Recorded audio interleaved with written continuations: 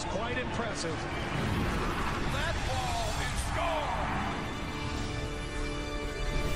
This is Turner Sports.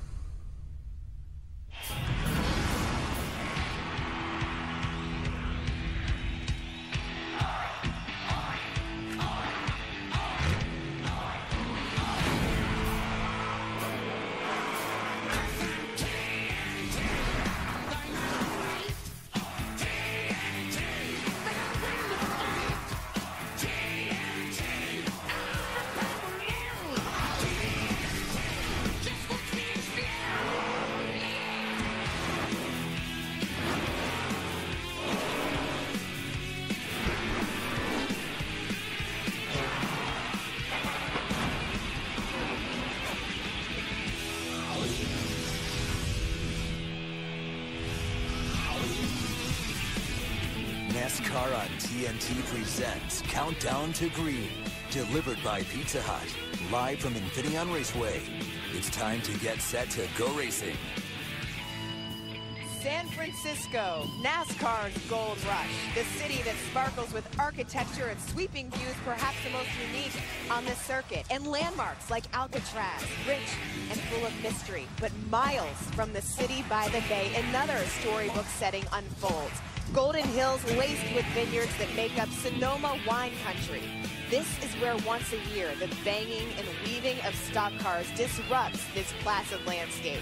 Today at Infineon Raceway, drivers can steer their seasons. A win for road course expert Marcos Ambrose would put him in the top 20. Victory for Juan Pablo Montoya could mean a wildcard spot. Jeff Gordon, all-time road course victory leader, drew the ire of many drivers last year, while his teammate Jimmy Johnson took the checkered flag. It is a glorious 67 degrees. Welcome to Infineon Raceway in Sonoma, California. I'm Lindsay Zarniak, joined by Larry McReynolds and Kyle Petty. And guys, the view from our stage in the sky, it does not get better than this, does it? This is absolutely beautiful. You know, the weatherman has been a great race fan all year long, but you never have to worry about that when you come to Sonoma, to Napa Valley. The weather's always gorgeous here. And we just hope the wine is not a distraction, correct, Kyle Petty? The wine has been a major distraction, so let's be honest about it. All right, well, we put that up for today. Drivers today will go 110 laps around the course with 11 turns, and based on what we have seen the past 2 years, this is sure to be one of the wildest races of the season. Harvick goes in. No, Harvick just took out 4 guys. That was incredible. Oh! You know, 2 guys trying to go for the same spot on the track. I felt as if I had track position, but I just didn't expect that from Jimmy.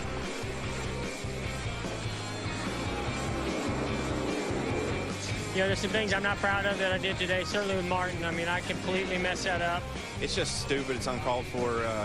You know, the unfortunate part is, you know, we're sitting here on the trailer, and he's out there going to run for the win. So, it's all right. We'll get him. Remember that. That was Martin Truex Jr. last year fuming about getting bumped by Jeff Gordon. So a year has passed. Obviously, Gordon has apologized, but he said that there were many mistakes he made. The bottom line, anything can happen here at Sonoma. This is a road course where emotions and tempers flare. Why, guys, is this becoming the new Bristol, so to speak? Because there's no place to pass. There's only a few passing zones on the racetrack, and the only other time you can pass is on pit road. And when it gets down to crunch time, when you get down to the last 10 or 15 laps of this race, you're just out there making laps and racing the racetrack early on. But when it gets down to the end, the only way around, knock somebody out of the way. And I don't know that we'll see retaliation from something that happened a year ago, but that number is always on your dashboard. And if you get an opportunity, you may go, I remember this guy from last year. But I promise you, even though there's going to be a lot going on today, if you go to the garage area after this race, someone's going to be hunting someone, I promise you. From a year ago, I don't even drive anymore, and I don't talk to guys when I see them out in restaurants. All right, Kyle Petty. Let's take a look now at the NASCAR Sprint Cup Series driver standings. Denny Hamlin really helped himself last week, got himself into the top 10, going from 12th to 9th after that win.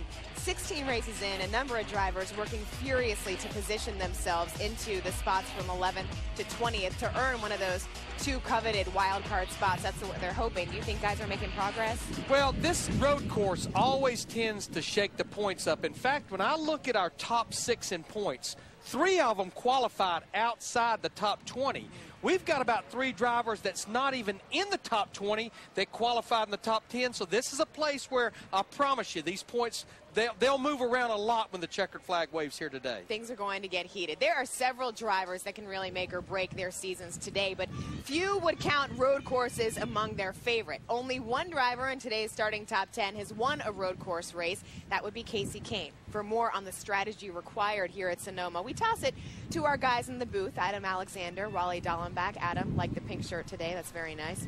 Thank you, Lindsay. I mean, we are in wine country, and I know Wally likes the pink shirt as well. And the reason many drivers don't like road courses, Wally, because it's so tough here. I mean, one car on track, difficult enough. Then you put 43 out there. Where in the world do you pass at this place? Well, the funnest way to pass is using the chrome horn.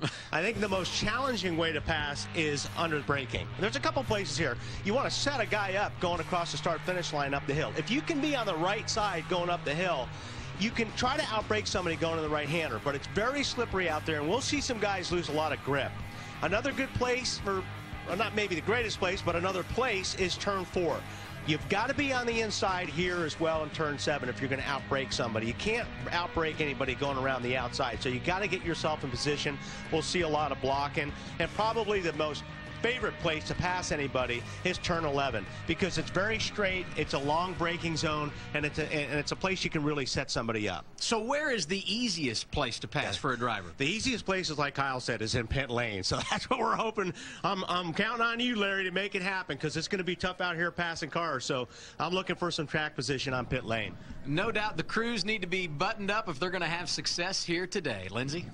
Thank you, gentlemen. Well, plenty of news this week in NASCAR. All 3 Sprint Cup crew chiefs for Joe Gibbs Racing were fined $50,000 for unapproved oil pans last week in Michigan and placed on probation for the rest of the season. But another announcement has caused a ripple of uncertainty throughout the sport. Team owner and sponsor Red Bull has announced it will leave NASCAR at the end of the season, and that means the future of crew members and personnel behind the teams of Ryan Vickers and Casey Kane is up for grabs. Red Bull Vice President Jay Fry says he hopes to be in, quote, serious talks with potential investors and or sponsors within the next month.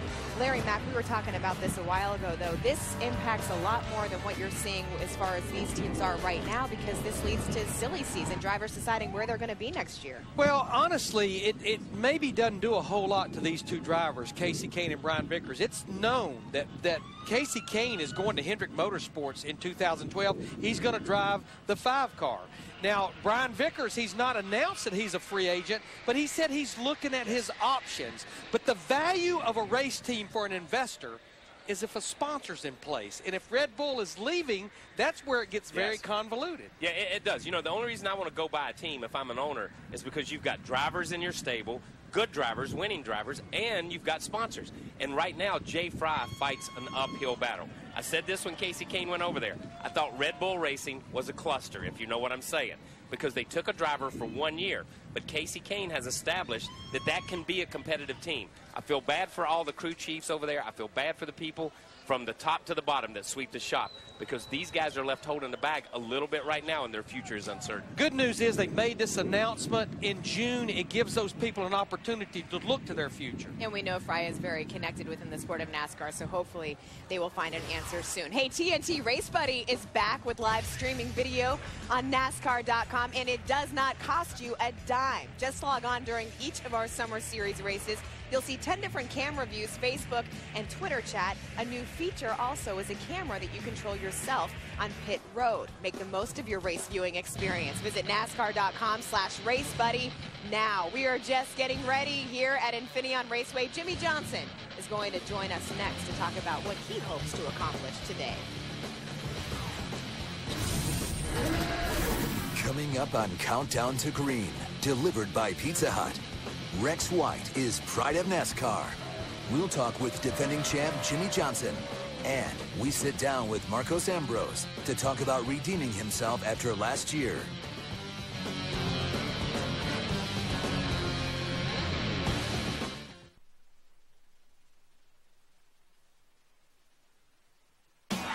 Countdown to Green, delivered by Pizza Hut. Don't wait for the last lap. Order now to get your favorites at low prices. Your favorites, your Pizza Hut. Welcome back to Wine Country here in Sonoma, California. Where are we exactly on the map, you ask? Well, this is the 23rd race here at Infineon out on the West Coast, and at just under 2 miles, this track with 11 turns, a significant challenge for drivers. Some of them, in fact, would love a glass of wine when they leave this road course. There are many things that make Infineon unique. One of them is sheep. This is just part of what helps to keep up the nice look of the track. No John Deere tractors, no, just sheep. Thousands of them that are employed to eat their way to the well-kept weed and grass look here. And that was Larry Mack and Kyle Petty acting as herders the other day. Did you guys enjoy that? Had no idea that was coming. Really? That was like speed dating. Okay. Oh, I'm sorry. I'm sorry. I can't believe I went there. This is Jimmy Johnson, speed dating ship. I mean, what do you think about Sorry.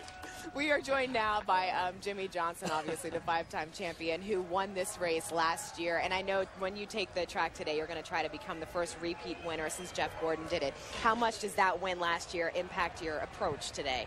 Well, we thought it had a big play in things coming out here with our setup and the car we were going to bring, and we showed up on a totally different tire and a different set of circumstances. So what we learned last year is not working this year, and we've had to kind of kick the ball and start over again. So qualifying, we got a good lap in yesterday in race trim. We had to work through some issues and made some more changes tonight and hopefully have things right. Uh-oh. Yeah.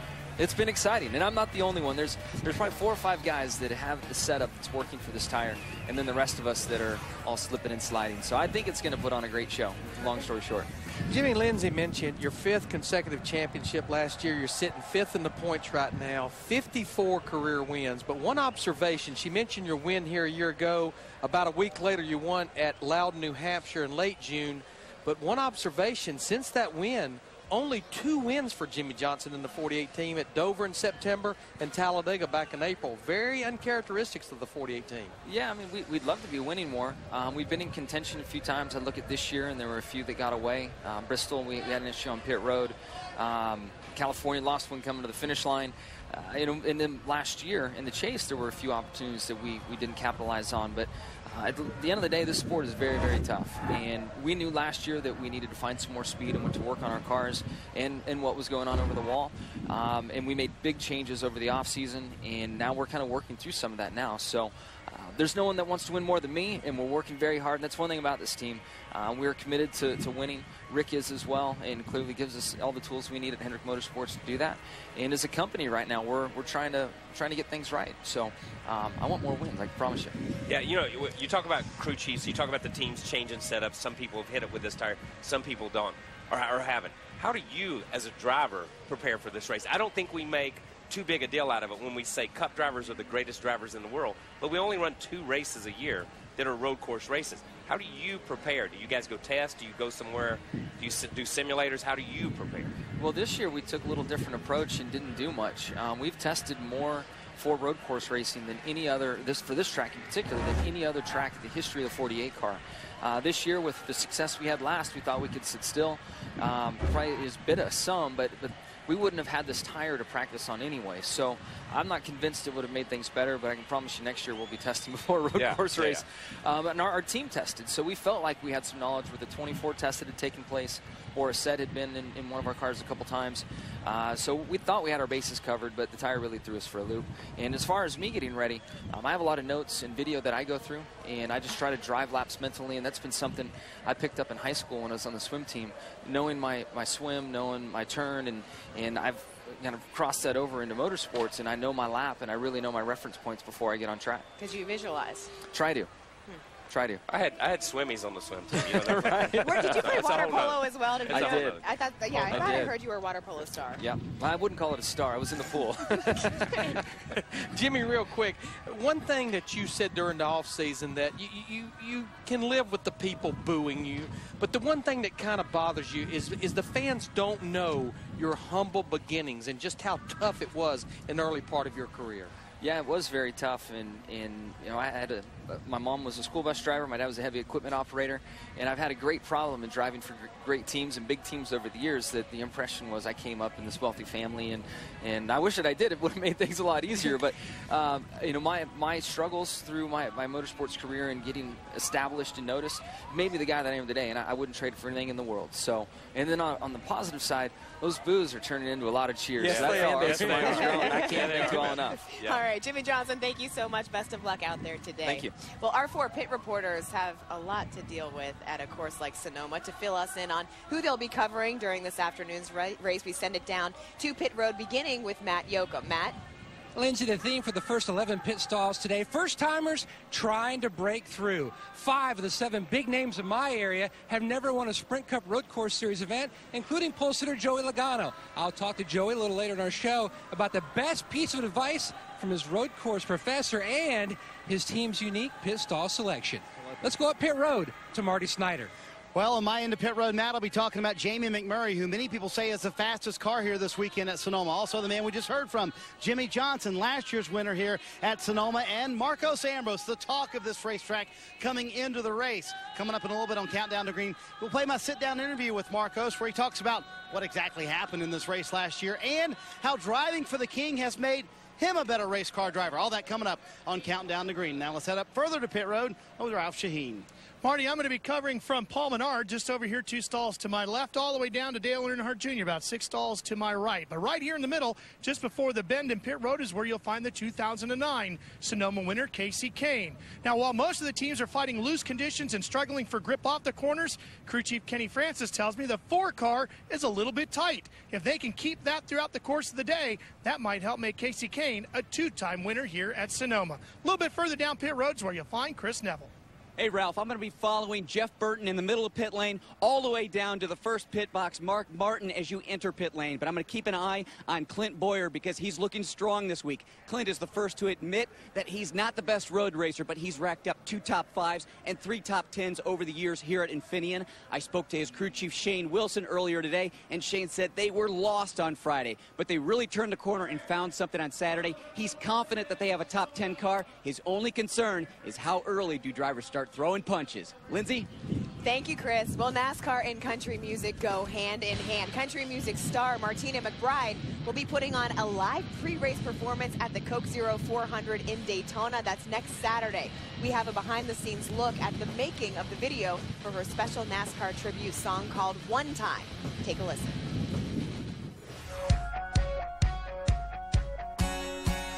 Hey, Sonoma race fans, I'm Martina McBride. I just wanna light up the sky. Making this video for TNT, it's been so easy, and this was really the first time that I got to perform it outside of the studio. What I found is that it's so much fun. Get up, turn it up, keep the fire going till it burn it up, live it up. This video has been an awesome experience, and to have my band here was really fun. I'm Martina McBride, and you're watching NASCAR on TNT. It's like a weight in my whole life. Us to be together this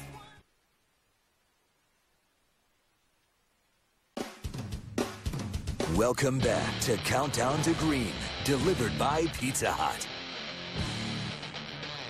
San Francisco, visited by millions who walk among its landmarks. That's where driver of the 33 car, Clint Boyer, held the Cheerios Walk for a healthy heart. Look at this. The goal is to help folks take simple steps to a healthy lifestyle by joining Clint across the 1.7-mile bridge. There were more than 100 fans that showed up, and I'm wondering where Kyle Petty and Larry Mack were. You guys would have enjoyed that. I think we were in that crowd. Okay. We just couldn't see we it. just couldn't see it somewhere. Yes, You guys were just near the I was front. there. We had our sheep with us. Yeah, exactly. Oh, yeah. We you were guys herding. you were trying to deal with the sheep and get We were away herding. from them, that's for sure. There is perhaps no other walking image more memorable than driver Marcos Ambrose walking away in disgust, backpack slung over his shoulders after his mistake cost him the win last year at Sonoma. He was leading with 6 laps left when he turned off his engine during a caution to save fuel. He was unable to restart the car immediately and dropped to a 7th place finish. For Ambrose, it was heartbreaking. Our Marty Snyder caught up with the driver of the number 9. What's going on here? Stopped on the track. Could get it cranked. This is going to be interesting. So when you look at that part of the racetrack, what do you think of? I'm thinking loose. Coming off of that turn 2, I'm always struggling to get forward drive. But when you're thinking about that in 2010... Oh, forget about that. I'm not thinking about that. You guys are thinking about that. Right. I'm not. I've moved on. You know, I'm looking forward to this year's race. We've got a chance to win with a brand new car, brand new team, and a brand new carburetor. You're walking out of the track last year. Were you more mad at yourself, mad at the situation? What was going through your mind? No, I was just disappointed. Disappointed for my team. We really tried hard to win the race, and we got ourselves in position to do so. And it wasn't like I wasn't trying to restart the engine.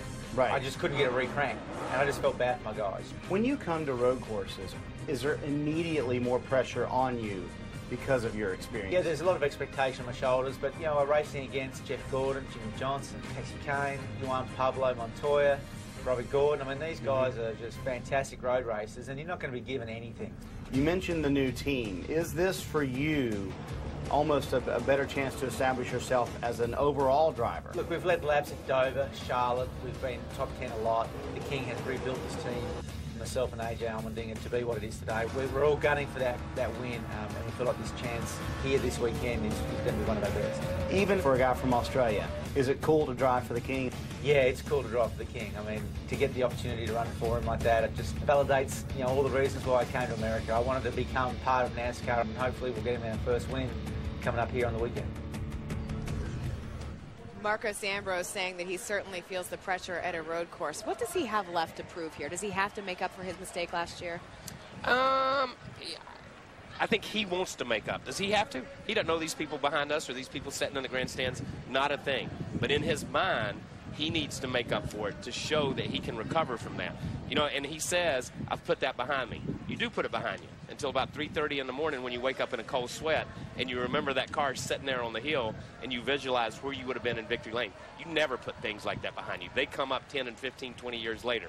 Believe me, I know. Seriously? No, you don't. You don't put it behind you. You know, you put it out of your mind. And it's out of your mind. And when he got here, he's focused on winning the race. Yeah. But that still bothers him on some level. There's no doubt about it. And it's so hard to win in the Sprint Cup Series. If you don't think it's hard to win, just ask Dale Earnhardt Jr., just ask Jeff Burton. Yes. And he was that close to winning his first race in Sprint Cup, a guy that had not been here that many years. But I think now what he's thinking about, yeah, he's running good at ovals. He finished, I think, 3rd at Dover and 4th at Las Vegas. But he knows with 11 races to go before the chase, 21st in the points, how do I make the chase? My 2 best shots. Win at Infineon and win at Watkins Glen. Oh, that is some pressure. Well, not many casual NASCAR fans know the name Rex White, but from 1959 to 1962, he won just as many races as both Hall of Famer Lee Petty or Ned Jarrett. He stood only 5'4" tall. Rex was one of the smallest drivers to ever climb behind the wheel, but he is truly one of the biggest pioneers in the sport. Matt Yoakum has his story.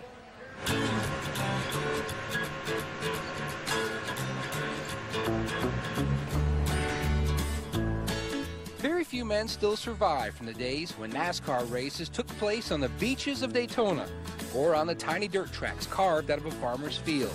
Rex White remembers those days, and at 81 years old, he is NASCAR's oldest living champion. Your first car, did it have any kind of lap belt, or you just got in there and there was no seatbelt? The very first race car I drove, no lap belt at all. Had a chain. A chain? A chain. White grew up in rural North Carolina during the Great Depression. Farm work was hard, especially for the kid self-described as the runt of the family. I started falling down when I was about 9 years old. I'd be walking in a plowed field or something, and my leg would just go out from under me, and I'd fall down. And then I got so bad that I'd be going down steps and I'd fall. Well, my dad thought I was trying to get out of work and things like that. And so they finally took me to the doctor, and the doctor said, you got infantile paralysis. And in those days, that's what it was called instead of polio. White had been driving cars around the farm since the age of 6, and he knew all about the locals with souped-up cars for hauling moonshine. In 1950, he moved to Maryland to find work, just 2 years after the formation of NASCAR. My first race was Lanham Speedway in West Lanham, Maryland. And the first car that I ever seen come out and go around the racetrack, I told my wife that's what I want to do.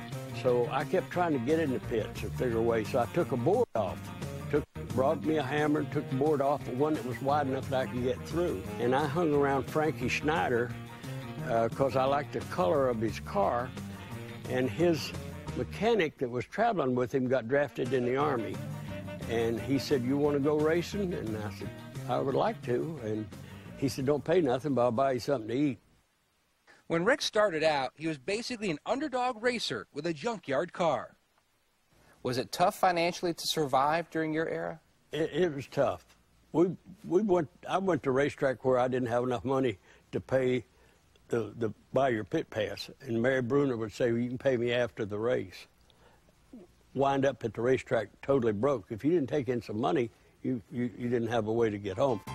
White won 7 races between 1958 and 59, but NASCAR pioneer Lee Petty captured the championships. But despite his size, Rex was never one to be intimidated, and once shoved the 3-time champion into the guardrail after Petty was blocking him for the win. Well, I'd followed him all night, and finally I said, "I'm going to pass him one way or the other." And after the race was over, there was a discussion. He didn't say he was going to punch me in the mouth or something like that because as little as I am. He said, "I'll turn you over my knee and spank you." And I didn't necessarily mean to take anybody out of the race, but you know, you want to get by. You know, it's still that way. White won 6 more races in 1960 and captured the title. It was a $70,000 payday, but he was still almost broke. I didn't think much about the championship like they would today because it wasn't a big hype, you know. It was all about winning races and survival. But it's hard to have money left over with the cost of racing and all. In the early 60s, most NASCAR races were still run on small dirt tracks. There were only 4 speedways at Darlington, Daytona, Charlotte, and Atlanta, the biggest victory of White's career. Speedway wins garnered a lot of money and bragging rights for the car makers. Oh, it was fierce. Fierce. Yeah, they each one wanted to get ahead of the other in design and horsepower and stuff like that. You could talk about a guy's wife, but you couldn't talk about his car. I mean, he would fight you over his car more so than he would his wife. Rex retired 4 years after his championship season. Today, he still enjoys talking with NASCAR fans, hoping to help them appreciate the sacrifices of NASCAR's early pioneers. I think you definitely have to have passion. When you're not sure whether you're going to eat, and you continue on that path for your income, you gotta like it. I bet you they wouldn't realize what everybody went through to bring it to where it is today. And hearing stories like that is really what it's all about. And he makes the good point about educating current drivers about the history. It's so important, isn't it, Kyle? Yeah, it is. And that's what these pieces are about. That's what TNT and Turner has done. They've taken these pieces, and it's to educate the fans. If you look back, the people that are in the Hall of Fame that we've done specials on, Rex White was a phenomenal guy, just a great guy. You saw him sitting there between David Pearson and Richard Petty, 2 guys that are already in the Hall of Fame. And you look at what his statistics were and look at what he did. And as he said, we raced to put food on the table. You know what I mean? Hey, I didn't think much about the championship. I just had to go race again. And Rex Wright is one of only 6 true driver owners to win the Sprint Cup Series championship. And what I loved about Rex White, there wasn't anything about that race car that he couldn't work on, build, or repair. Engine, body, chassis, it didn't matter. He could do it all himself. Certainly very impressive. Well, we will be back from Sonoma County, where there are more than 48,000 acres of vineyards that stretch right to Infineon Raceway. Fans here enjoy watching from the rolling hillside and also camping out in the midst of the golden fields. It was Jimmy Johnson, as we've said, who conquered this track for the first time last year. We're getting closer to finding out who may do that today.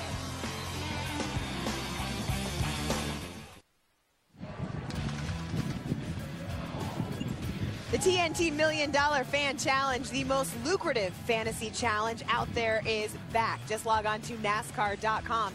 If you pick the top 10 drivers in exact order of finish, you win $1 million.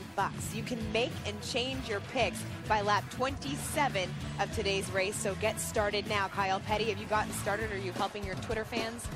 Yeah, I got all mine. Do you have your picks? You do. You know, I had 9 out of 10 last week. Did you really? No. Just thought I'd throw that out there. All right. Juan Pablo Montoya is a guy that loves to go road racing. His crew chief, Brian Patty, will guide him today as he tries to make up valuable ground in hopes of locking up a spot in the chase. Patty joined our Larry Mack at the Torque, TNT's off-track race car presented by Toyota, to discuss the keys to this race. Well, Lindsay, it's time for Larry Mack's keys for this 110-lap race here at Finian Raceway. And who better to help me with my keys than the man that won the last road course race at Watkins Glen last year. And he also works with the man that won here in 2007, Brian Patty, crew chief for Juan Pablo Montoya. And Brian, something tells me key number 1 is going to have a lot to do with our last 2 weeks at Pocono, Michigan. What's key number 1 for this race today? You know, it changes team to team, but I think number 1 for us, fuel mileage. Fuel mileage. You know, here at Sonoma and every road course we go to, we tend to send, you know, work backwards from the end of the race. And whenever you can get into your window, like Pocono, you stop because you don't go a lap down. So big key is making sure it's full when we do stop, and getting good gas mileage is key number 1. All right, how about key number 2? We know that Goodyear brought a new tire here this weekend, and we're hearing a lot about grip. It is. It's grip's hard to come by here at Sonoma. So key number 2, make sure you have plenty of this, tires. You know, where a lot of teams will be working with air pressure, trying to drop the pressures down to get the max grip, trying to get lateral grip, but also, you know, going forward off turns 11 and 7, the key places to get forward bite and set up for passing zones down this track. It's hard. This place, it seems like the older the track's gotten, you know, the grip obviously goes away, and this tire, it's been a struggle for a lot of teams trying to find grip. And you won't get that many opportunities to adjust anything, even like air pressure. Yeah, you know, some teams will do 2 times. You know, some teams will do 3 or 4, but yeah, you don't have a lot of time to adjust. Now, we know smoke will be coming from the crew chiefs and the engineers on pit road. How about key number 3? Key number 3, if you apply key number 1 and key number 2, it's strategy. Depends on what fuel mileage you get. Teams might go 2 stops here. You'll be down on pace probably if you 2 stop because you won't have the grip in the tires. Do you pit 3 times and put more tires on and you don't really care about the fuel? Or do you pit more than that? We don't know. Last year, the 42, we pitted more than that because we had some damage and it worked out for a top 10 finish. But I think that the first through 5th guys will end up 3-stopping the race. I don't think a 2-stop guy will win the race today, but you might see a 4-stopper, you know, if the cautions fall correctly, can run up front. All right, and my key is stay on the racetrack. Dirt is bad, asphalt is good. If you want to win this race, they're going to start 17th. When Montoya won this race back in 2007, started 32nd, Lindsay. Thank you, Larry Mack. From one crew chief to another, Kevin Bono Mannion is the crew chief for Jamie McMurray. They had the fastest car in practice Saturday. Bono has agreed to wear a microphone and let us listen in during the race. Here is Mannion on Inside Tracks.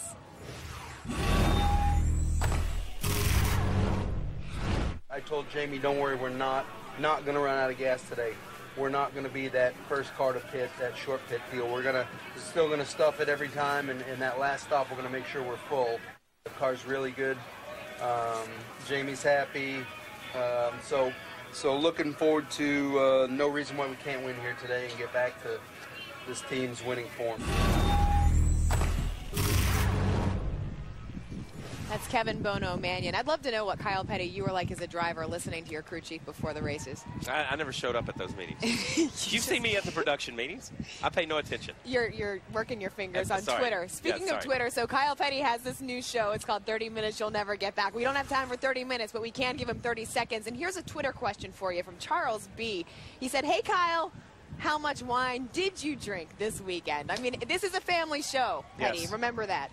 Yes, I don't know if you people know that out there or not, but wine does come in a box. And a box holds a little bit more than a bottle. And if you can drink a box of wine, it's almost like a party ball or a pony keg. You know what I'm talking about? It's the kind they use at family reunions. Yeah, it's family reunion wine. That's it. It's communion wine. I was in the communion wine this week. Sorry. I got to save you. Time now for today's NASCAR Nationwide Series recap, brought to you by Nationwide Insurance. Yesterday's Nationwide race at Road America included an action-packed ending that left some scratching their heads. Kyle Petty, in the end, it was Reed Sorensen who was given the victory after Justin Allgaier had run out of fuel. Yeah, I couldn't believe Justin and those guys. They really thought that they had it once the caution came out on that lap. And then Reed's deal, and then Ron Fellows' deal, and then Jock's deal, and everything that went on up there. That was a crazy race. Great race, though. So here is how the official standings unfold. Reed Sorensen is the leader, followed by Elliott Sadler, followed by Ricky Stenhouse Jr. And fans, you can keep up with all your favorite drivers by checking out the Nationwide Insurance on Your Side race review only on NASCAR Nationwide Series.com. Speaking of Nationwide, Carl Edwards, this man was supposed to run in that race at Road America, but chose not to because he wanted to be able to work with his team here at Sonoma a little bit more. We'll see if driver 99, your points leader, can make that pay off for him today. He will start 23rd. You're watching Countdown to Green, delivered by Pizza Hut on TNT.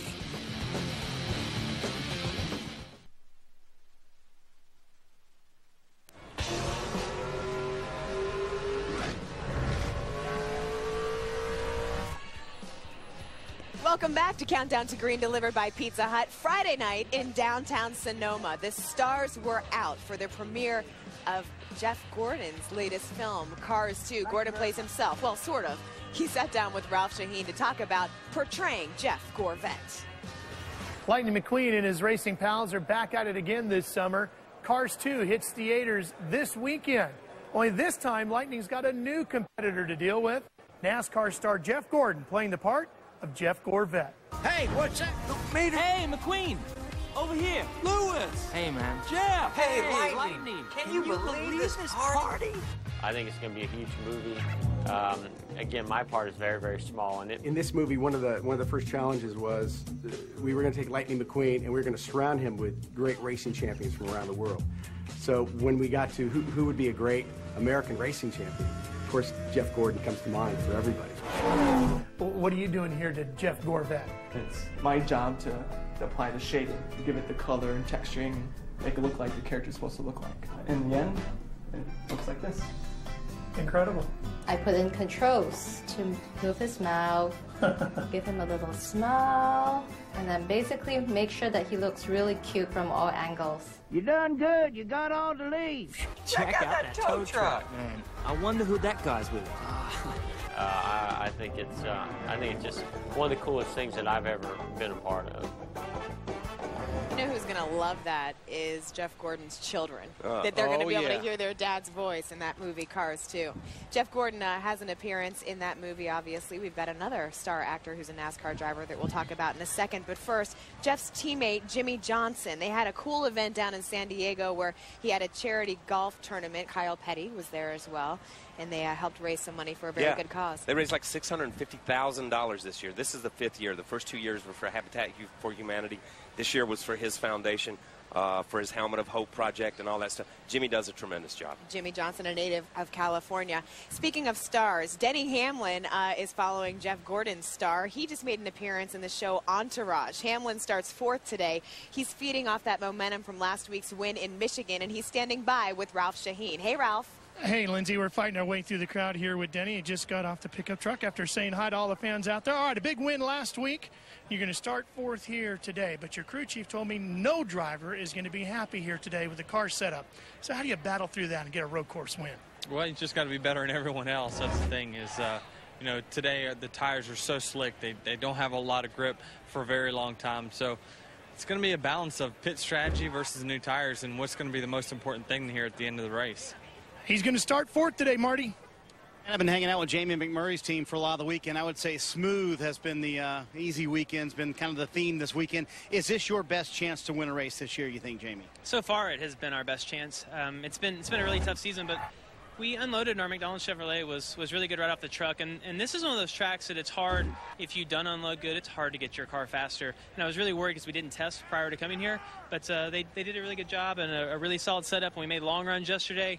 I've started on the front row here a few times, and I've had an off in the first corner, so most likely going to take it easy the first 2 laps, and I think our car is good enough to be there all day. And as he mentioned, a little built-in track position. They start 2nd today, Chris. Well, Juan Pablo Montoya won the last Sprint Cup race at Watkins Glen and is a favorite today. But Juan, since Richmond, you've been outside the top 10 in points. These road courses, are they your best chance to secure a spot in the chase? That's true. I think we got a car, when we do our job right, I think we got a car good enough to make the chase by ourselves. I think this would, you know, if we can get a win in one of the road courses or Indy or Daytona, you know, where we run really good, I think it would play into our hands. But, I mean, if we can't get the win, we got to score big points today. Well, he's starting 17th. He came from 32nd back in 2007 for his first win. Thank you, Chris. There is a look at some fans that are having a good time at the NASCAR.com Ultimate Tailgating Vehicle presented by Coors Light. It is full of custom features, including flat-screen TVs, a gaming system, satellite television and radio, and, of course, a grill. It's the envy of the infield, and it can be yours. Just go to NASCAR.com/UTV and register for a chance to win. Joey Logano has had a lot of fun this weekend. He sits on the pole. We'll talk to him when we come back.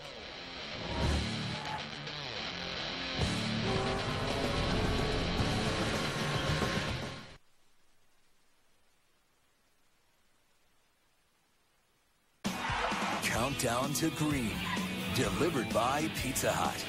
Don't wait for the last lap. Order now to get your favorites at low prices. Your favorites, your Pizza Hut.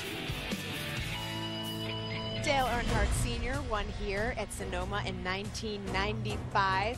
Casey Kane driving that number 9 car, the winner in 2009, took the King back to victory lane on Father's Day. Juan Pablo Montoya won in 2007. Well, one driver that has never won a Sprint Cup race on a road course is 21-year-old Joey Logano, but he earned the pole for this race and yesterday got some added experience winning the K&N West Series race on this very course. Matt Yoakum is standing by with Joey Logano. Lindsay, it has been a very productive weekend so far for Joey Logano. 3 weeks ago, you spent some time in a two-seater with one of the best all-around road racers, Max Pappas. What was the best piece of advice you've kept in the forefront this weekend that's been productive? There's been a lot. He's very knowledgeable when it comes to all this stuff, and you know, someone that's really good at road course racing in general and has a lot of experience in these big, heavy stock cars. You know, it definitely helps a lot. So right into two-seater, really learned a lot about where he's braking and how he brakes, and also, you know, what he looks for in a race car. You know, make a good road course racing car, and obviously it helped out a lot. You know, so that was cool. And the guys back at the shop working really hard, built some new race cars for us for all 3 cars today. So we'll see. Hopefully it turns out good. You know, it seems like everyone's struggling with rear grip out here today. And I think it's whoever's screaming the least amount about it is probably going to do the best. So we'll all be struggling and we'll all be working and we'll be shot by the end of the day. But it's the guy that stays out of trouble and has the right strategy and is there at the end is going to be the winner. It's going to take the combo package of survival to be there at the end today. Lindsay? Thank you, Matt. So now it's time for our Pizza Hut fan favorite driver selections, the predictions from our experts. We begin with Wally Dallenbach. Wally, who are you taking for this race? I struggled on this one, but I'm going to go with Jamie McMurray on this one. I think, you know, he's practiced a lot on road course racing, obviously running the 24 hours. I like the way he's got his car set up, and I think that's really important today. So I believe he's got the right setup. He's got a lot of road course racing under his belt, so I believe the #1 car is going to do it.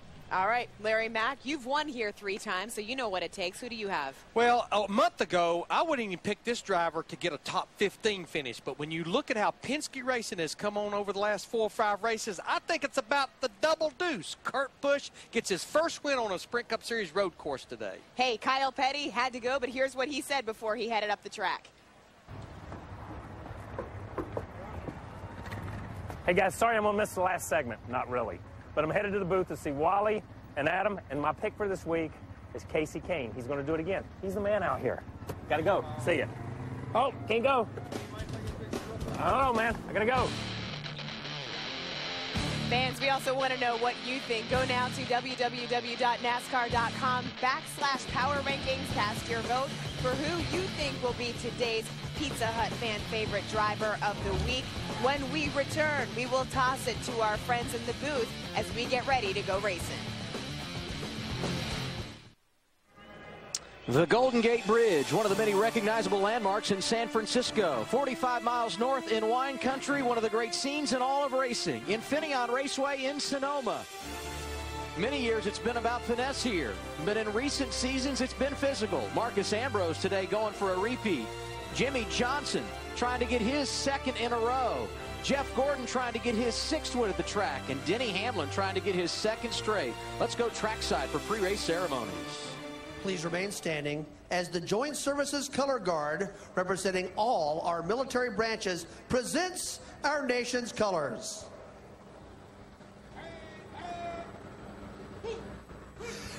And now, please welcome Infineon Raceway Track Minister Tim Boovey as he offers today's invocation. Gracious God, in the calm of this moment, before all the thrills that await us, we pause to say thank you for all our blessings. We are grateful for this day, for the chance to be entertained by this spectacular sport, for our families and friends, for our country, and for all those who serve on its behalf, whether at home or abroad. We are so richly blessed by you, O God. Help us to pass along our blessings to others. Amen. Here to perform our national anthem, please welcome from the internationally acclaimed musical review, Beach Blanket Babylon, Stephanie Harwood.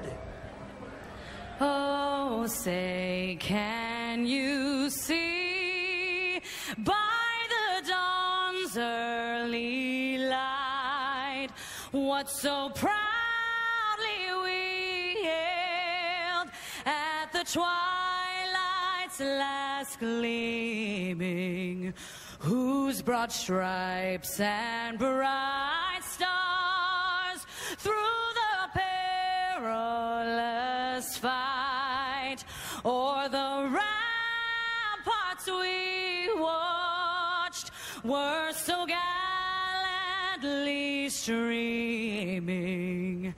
And the rockets' red glare, the bombs bursting in air, gave proof through the night that our flag was still there. Oh, say, does that star-spangled banner yet wave o'er the land of the free and the home of the brave?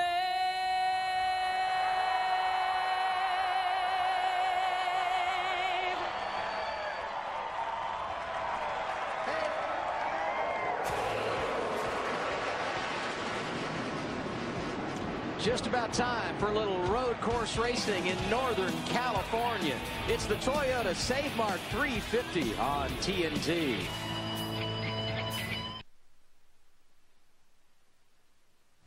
It's race day in Sonoma, California. Race 16 for the NASCAR Sprint Cup Series, the first on a road course. And one of the topics of conversation all day long, no doubt, track position. This place may be nearly 2 miles in length, but passing opportunities few and far between. Our pit reporters hit the track to introduce us to the best places to get around the competition. Chris Neville leads us off. Turns 1 and 2 are a left-right combination. You're fighting to keep the car over to the left. You brake, you downshift, and then you cut back to the right. And just as you come across the center of turn 2 here, you've got to get 800 horsepower down on the ground. Now, you're not going to see a lot of passing here in normal green flag situations, but on starts and restarts, drivers are going to take every opportunity, and there's going to be contact. If you can't get it done here, your next chance is going to be right up over the hill. Of our 4 key corners, turn 4 might be the trickiest to make a pass. However, if you're chasing a guy coming up over 3A and he goes wide, you can get a real good run down to the inside here at turn 4. Problem is, there's a lot of bumps in this area, and it can cause wheel hop. Get your braking points just right, push the guy wide, you can complete the pass. Don't get it done here at turn 4, no problem. You got another opportunity right down the hill. Ralph, to take advantage of turn 7 is crucial to get a John Force type launch off turn 4. That way, you can set up a dive bombing opportunity here into turn 7. This is where you're going to see guys trying to outbrake one another for a passing opportunity. And also, this is going to be where you're going to see the bumping and gouging like we're at Martinsville. If you miss your opportunity to pass here, you've got a long wait till turn 11 and Marty Snyder. There's 2 keys. Number 1, bravery. You have to outbrake someone coming into turn 11. And number 2, this is where the gloves come off. If someone's not giving you an advantage, you can move them out of the way in this corner. In fact, Jeff Gordon made a lot of friends in this corner last year, including Martin Truex Jr., who told me his key to this corner right there on the exit. He said you have to get by someone quickly because there's not a long time before you hit a left-hander, so you have to make the pass and make it stick before you hit that left-hand turn at the start-finish line. 4 places to pass at Sonoma. It's not easy, but it can be done. And Marty, the easiest place to pass on any track is going to be pit road. So drivers better hope the crews brought their A game today. And strategy going to be huge when it comes to the crew chiefs. You better be dialed in, especially if you're starting deep in the field. And yes, there are some big names outside the top 20 this afternoon. Take Kevin Harvick, who rolls 26th this afternoon, and our point leader, Carl Edwards, who has battled his car throughout the weekend. Now we go trackside for the command. He's the voice of Mack the Truck in the newly released Pixar movie Cars 2. Please welcome John Ratzenberger, joined by Toyota's Start Your Engines contest winner, Tammy Lee, as they deliver the most famous words in motorsports. God bless this great country of ours. Gentlemen, start your engines!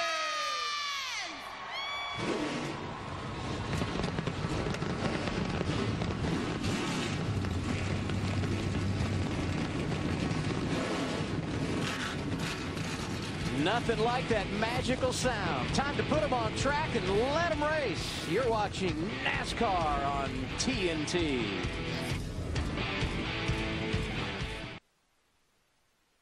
Welcome to the Toyota Save Mart 350. On behalf of Toyota and the Northern California Toyota dealers, we are proud to bring you racing action from Northern California. I'm Ed Laukus with Toyota Motor Sales, and I'm here with a pole sitter, Joey Logano, driver of the number 20 Home Depot Toyota Camry.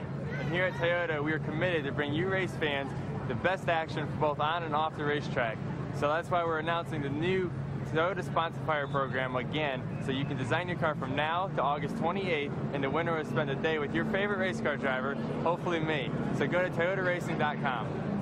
On behalf of Toyota and Toyota Associates across the country, we hope you enjoy a great day of racing here on TNT. Today, Fury meets finesse. Drivers from every vintage do battle against one another and one of NASCAR's great equalizers. Unlike any stop on the circuit, changes in elevation and corners unforgiving. Those two guys are fighting. Fireworks to the finish. A roller coaster ride with 1,100 turns, if you're lucky. Everybody loses their head and drives like idiots. So what comes around goes around. It's a test of who hits the binders best, who shifts at just the right spots, and who can keep his grip for 110 laps. Here, even the slightest slip can send you from first to last in mere seconds. He cut the thing off and let it stop. That's a huge mistake. But the right combination of equipment, experience, patience, and skill, sprinkled with a little space and good fortune, can lead to a smooth finish. Johnson wins at Sonoma. Thank you, boys. This is Sprint Cup Racing from Sonoma. This is TNT.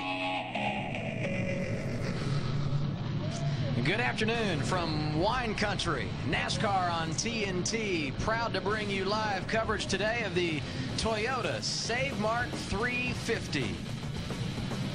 We are coming to you from the Infineon Raceway in Sonoma, California. And yes, once again, the weather picture perfect. Temperature 74 degrees, not much humidity, and a slight breeze out of the east. It's going to be gorgeous all day long. Good afternoon and welcome again, everybody. I'm Adam Alexander. Certainly glad to have you with us. And two of the best when it comes to road course racing, Kyle Petty and Wally Dallenbach. So let's go through the driver checklist, Wally. Keep it on track. Take care of the tires. 11 turns, some left, some right. What is the biggest challenge? I think this weekend, what I've seen, especially in a lot of the practice sessions, is the guys that set their cars up soft today, I think is going to be key, because this place is so hard on tires. We talk about it all the time. There's no grip, there's no grip. And a lot of guys they like to race cars rigid. I love my race cars very, very stiff. I know this guy over here loves the soft race car. It's just it's driver preference. But I think the guys that have it hooked up, it's all about setup today. Everybody does a good job. There's a lot of good racers out here, but I think it's going to come down to who's got the best. And what you have today, you're stuck with. You can't make too many adjustments in pit lane to help forward bite. And Kyle, we talked in Countdown to Green about how physical things can get here. Yeah. So what's the balance of patience and aggression for a driver? I think you have to be really patient the first part of the race. You have to keep your car, just as Wally said, on the racetrack. Keep the tires on it, keep the brakes on it, keep it on the racetrack. So if I'm looking at the balance here, I'm looking at 90-10. We're going to be patient for about 90% of the race, and then we're going to be ungodly aggressive for the last 10% of the race. And I think we see it every year. When it gets down to the end, it's push come to shove, and a lot of people get pushed out of the way. And one thing everyone wants, track position. And the man who's got the best to start this race, that would be one Joey Logano. Coors Light, the official beer of NASCAR, the proud sponsor of the Coors Light Pole Award given to the fastest qualifier in each NASCAR Sprint Cup race. This week's Coors Light Pole Award winner, Joey Logano. He picked it up here on Friday afternoon. It is the second time he will lead the field to the green in a NASCAR Sprint Cup Series race. Joining Joey on row number 1 today would be Jamie McMurray. He's won a pole here before, so he knows what it's like to start up front at Sonoma. Row 2, a guy looking for his first win, Paul Menard, the man who won the last race last week, Denny Hamlin. Row 3, Ryan Newman, pretty good road racer, and Casey Kane, who won this race 2 years ago. Row 4, a couple of guys looking for first-time wins today, teammates Marcus Ambrose and A.J. Allmendinger. Row 5, Boyer and Vickers. Boyer making his best career start on a road course this afternoon. Kurt Busch and Jimmy Johnson share row 6. Of course, Johnson won this race 1 year ago, leading some 55 laps.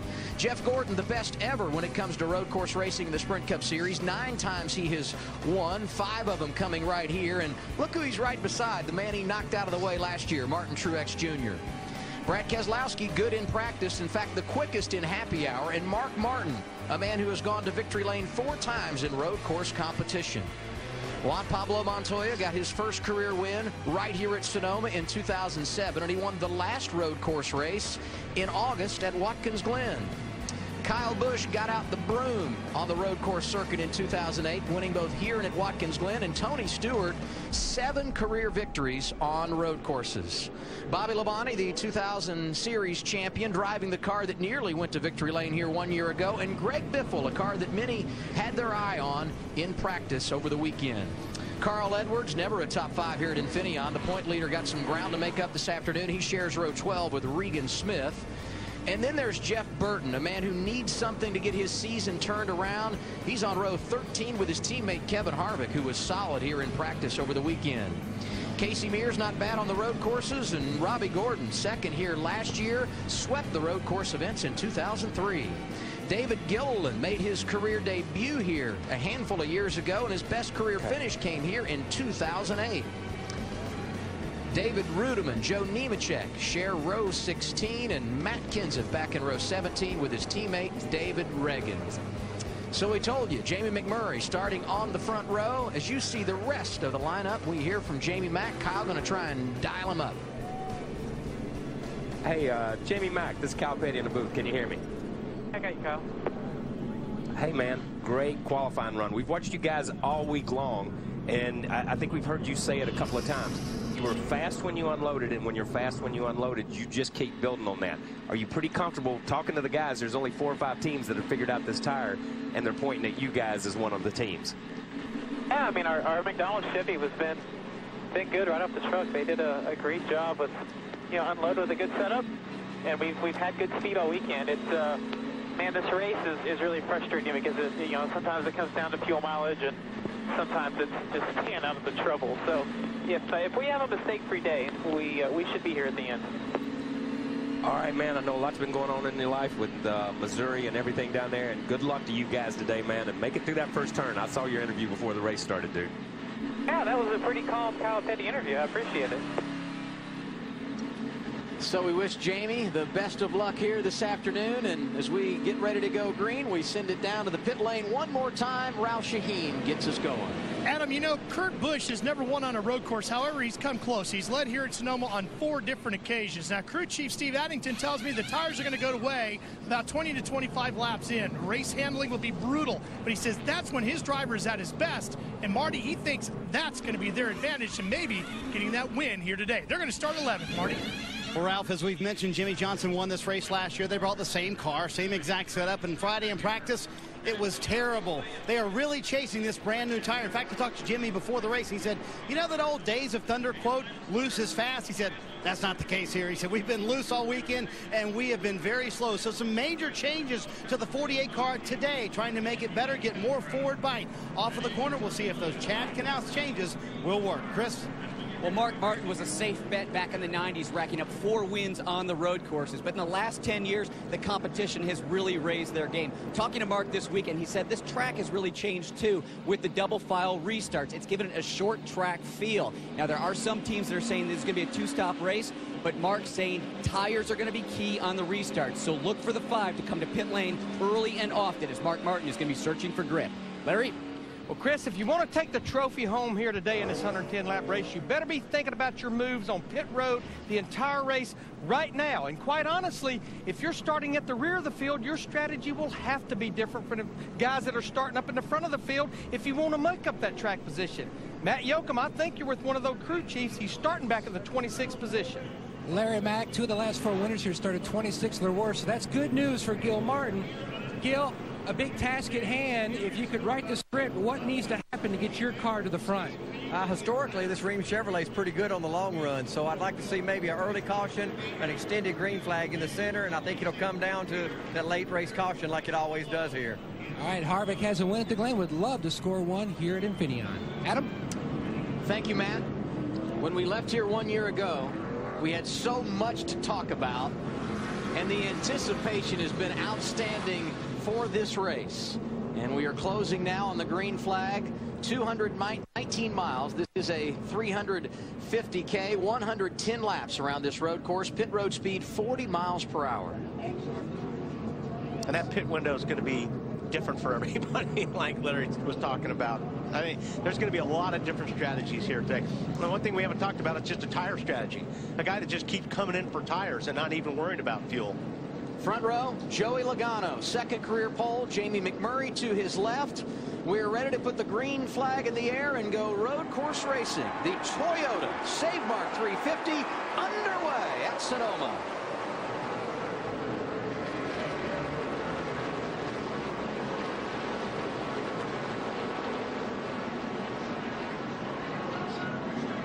It's close. Menard almost took a few guys out there, but very, very good through. Usually we see a lot of carnage here in this first lap in this first corner, but everybody so far got through clean. Yeah, good job. I thought Menard was going to give Jamie room to get in line, and at the last minute he stuck his nose up in there. Down into turn 4 for the first time this afternoon. Clean for the first 5 or 6, and then they go double file.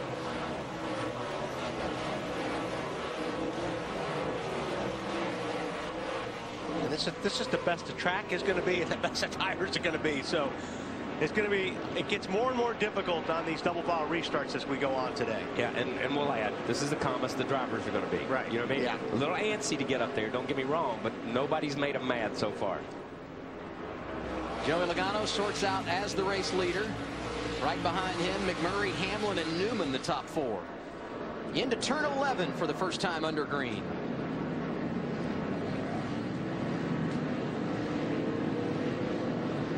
See Jeff Gordon down there trying to make a move on Montoya.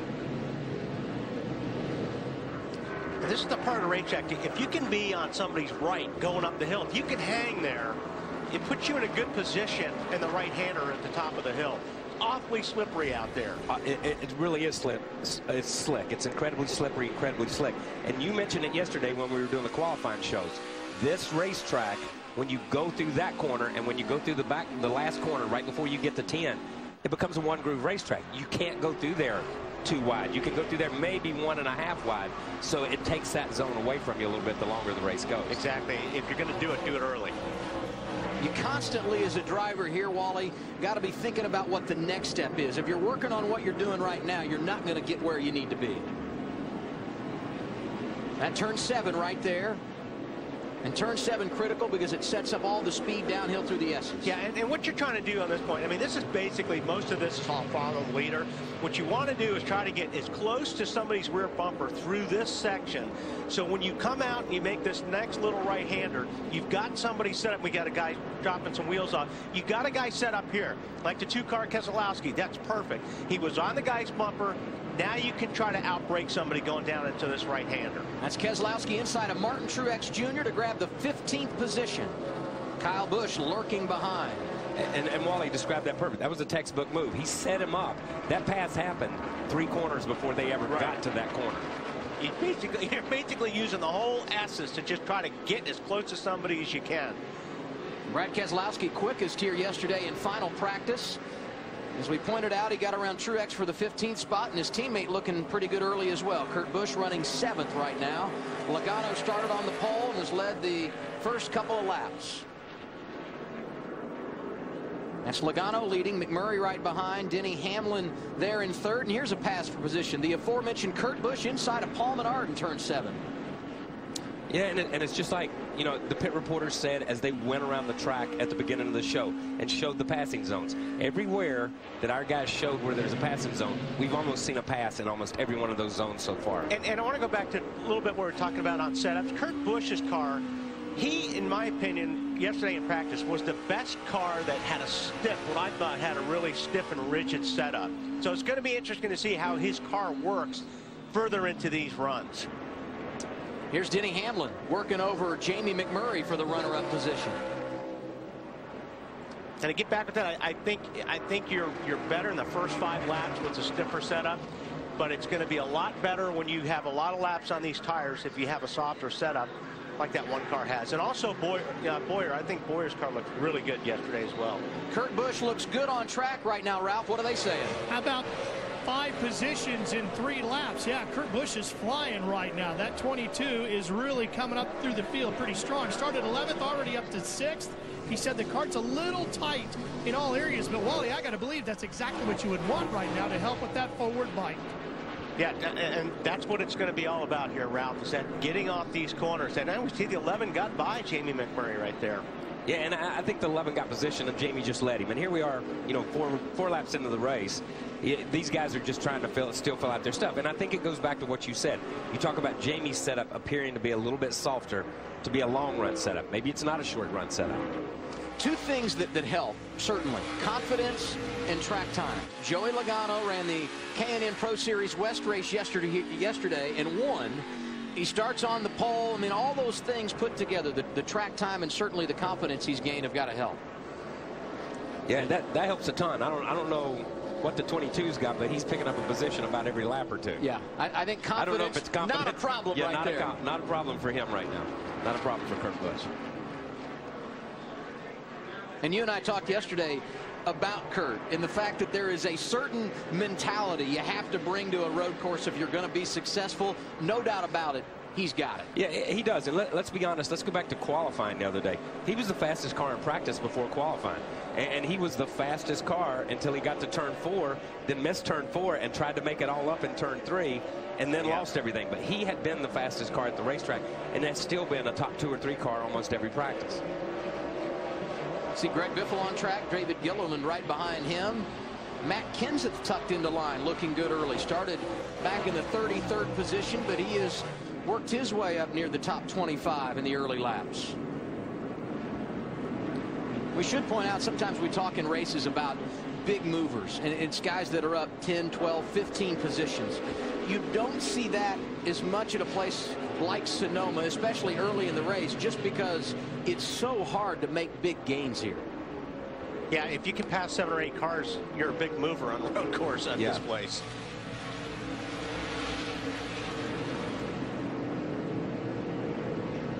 Talk about guys moving forward. One car going in the wrong direction. It's Brian Vickers, Ralph. Yeah, the quote was, so loose, I can't keep the car beneath me. And Kyle, that means that thing is just slipping and sliding every direction but straight, which is not what he needs to happen here on a road course today. Just can't keep the thing moving forward. No, and it's not. I mean, you know, when you've got a car that you can't pick up the gas and you're just buzzing the rear tires, and we're 6 laps, so these things started on sticker tires. I can't imagine what that thing's going to be like at 22 laps and at 24 laps. And you've got your hands full. And we talked about this early in the race. This is not the kind of place where you have a lot of pit stops and a lot of places to make adjustments. You have what you have sometimes. Vickers started 10th today. Great qualifying run, but he's fallen outside the top 20. Joey Logano continues to lead early at Sonoma.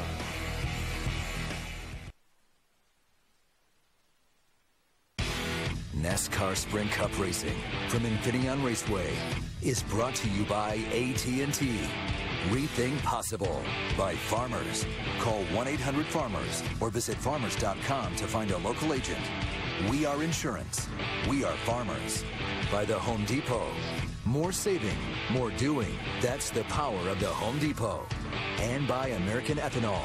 American grown, American made, powering NASCAR. Joey Logano started on pole, led the first 5 laps, and then his teammate Denny Hamlin said, I want my turn, and he got the lead in turn 11. Yeah, Joey left him plenty of room, and I really think that Joey probably saw that he was coming and just probably gave him the spot, because the 11 was definitely a faster car at that point. And since making the pass for the lead, Denny Hamlin has stretched his advantage to more than 2 seconds. So what are they saying in the 20 camp, Matt? Back and count down the green. Joey Logano said his biggest concern, like everyone else, is trying to keep enough forward bite on exit as he's getting ready to lose another position now to the 1-car McMurray, and that's what he's fighting. 2 free on exit, and Greg Zipadelli just wants him to settle in. He knew at some point he would get stuck back in traffic, to settle in and run his own pace. And Wally, a big thing he needs to do is get a nice little cushion between himself and McMurray, so that way he doesn't miss his marks. Well, he's got a little cushion there, Matt. It's just the opposite way right now. Yeah, it's not the cushion that Joey wants. You know, Joey, I think you're right. Joey's just lost a little bit of his forward grip. He's lost a little bit. That 22 car is coming. He was wearing the bumper out, Kurt Busch was, on that 1 car, being very patient. I don't mean he was banging on him. He was just being very patient. And when Jamie got around the 20 car, then I think Kurt, he's got to go now. 11th to 3rd for Kurt Busch. Ambrose on the move early as well. Time now to check in on the AT&T Fastest Pit Crew Award. Here's a look at the standings following last week's race at Michigan. Smoke, Menard, Harvick, Gordon looking good in the season standings. And fans, AT&T wants to know what you think. Text the car number for the pit crew you think will average the least amount of time on pit road in today's race to 234-567. AT&T, the nation's fastest mobile broadband network, is getting faster with 4G. And speaking of getting faster, yeah, it was just a matter of time. I tell you what, the 22, just watching it, he has got really good forward bite in that car. That's what I'm looking at is where he's killing these guys right now, is getting up off the corners. Hey, and his car rotates good. Yeah. When you see him right in the middle of the corner in those slow corners like that, he just turned left up under Jamie and had that position coming off of turn 4 to take it over in turn 7. Just behind these guys, you get Marcus Ambrose, who nearly won this race a year ago, and check him out getting into 7, Wally. Yeah, and this is a typical thing down there. When you run in that hard, he went in that extra 2 feet that you just, it's difficult to get past there, and you lock up the tire. You know, it's not that big of a deal. He did it right. You don't want to drag that tire too long or you'll flat spot it. And at the same time, Joey was giving those guys plenty of room and got caught on a dirty racetrack and locked up his tire. We talked about Kurt Busch, 11th to 2nd. And you got to mention Marcus Ambrose as well. Worked on that car hard yesterday. He started 13th today, actually outside the top 10, and moved his way up to 5th. And you see the guys that are on the move, Andy Pilgrim, Andy Lally, also on that list. And I think what, you know, getting back to what Matt was talking about, I think what Zippy's looking for the 20 is, he's got guys all over his rear bumper right now.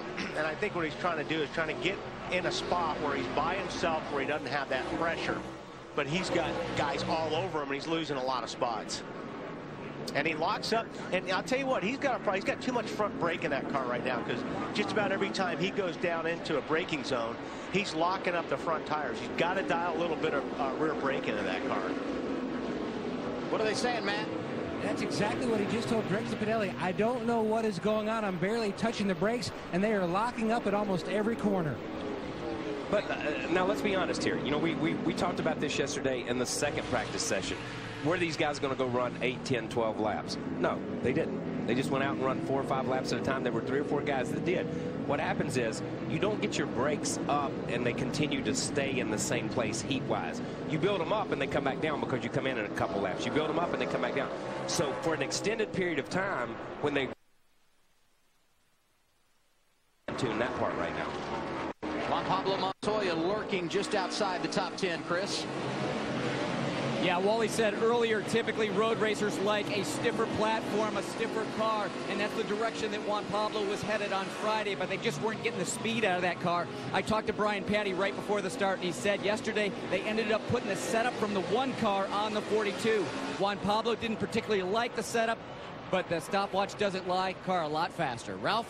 Well, the 16 is in. The temperature was getting hot. They're going to pull some tape off the front of the car. And you can see them working on the front nose of this car, trying to get it. It's pushed up in the grill area. He's obviously run into the back of somebody or hit something out on the racetrack, guys, and that is messing up with his cooling in that race car right now. Greg Biffle making his first pit stop of the day at lap 11. Strategy, a big part of what you see here at the Infineon Raceway, and it's already began for that 16 bunch. We may have a battle for the lead when we return. Kurt Busch closing in on Denny Hamlin.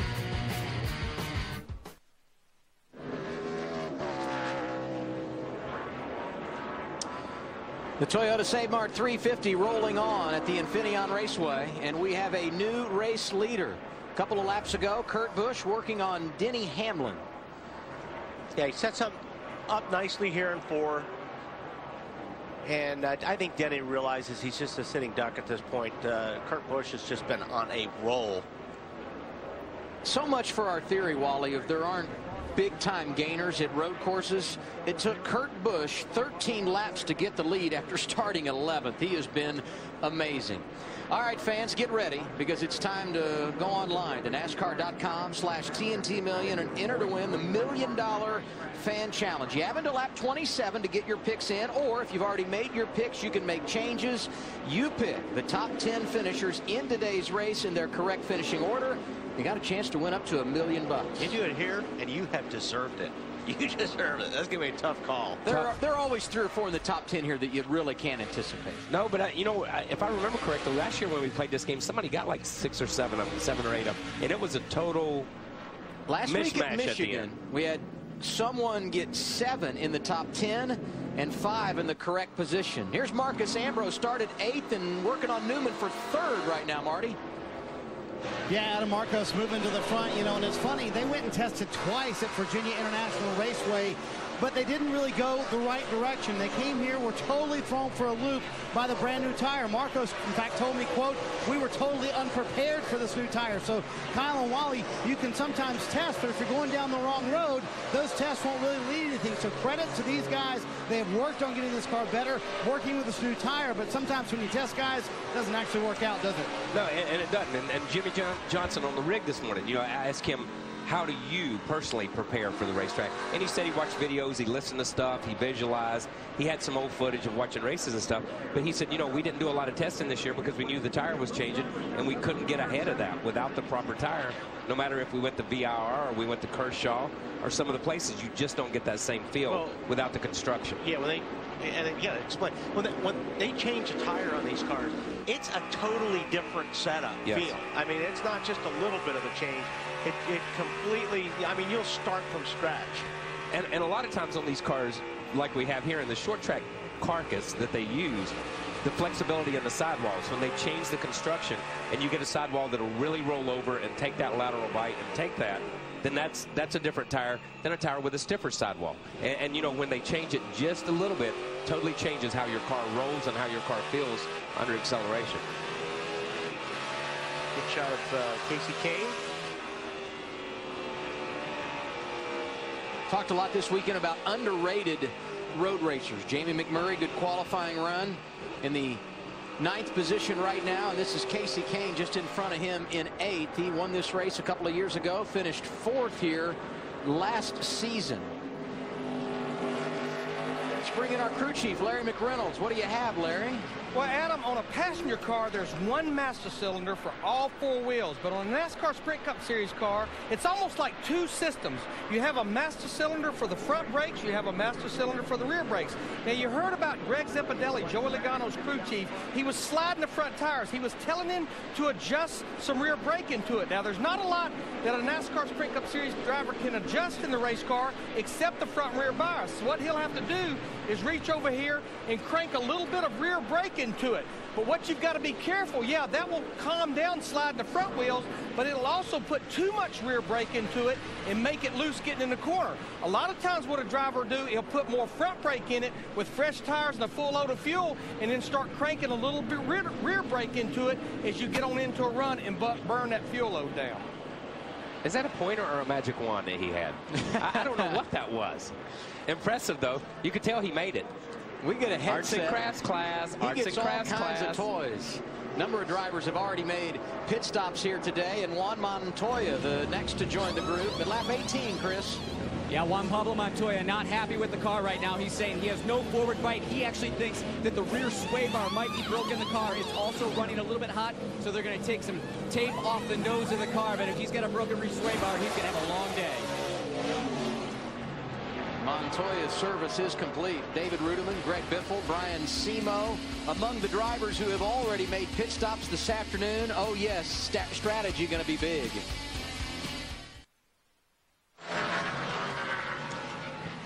Back at Infineon Raceway, and the plan starting to play out on pit road, Matt. NASCAR's all-time winner on the road courses, Gordon, is in. Track bar adjustment already completed. So the car absolutely plowing through the center of the corner and extremely loose on exit. Air pressure change as well. Meanwhile, Kevin Harvick pitted 2 laps ago. They made a big air pressure change to help his forward bite. Saw Kevin Harvick flashing by Jeff Gordon there. Other drivers who pitted while we were away: Jamie McMurray, Mark Martin, Bobby Labonte, Matt Kenseth, Jeff Burton, all in for service. Like Robbie Gordon was in for a stop, so a number of drivers in early under green and adding their name to the list. Denny Hamlin, his first service of the day at lap 20, Ralph. Denny Hamlin is in. We expect 4 tires. Everybody's going to take tires every chance they can get. Fuel going in as well. No call for any chassis adjustments here, Marty.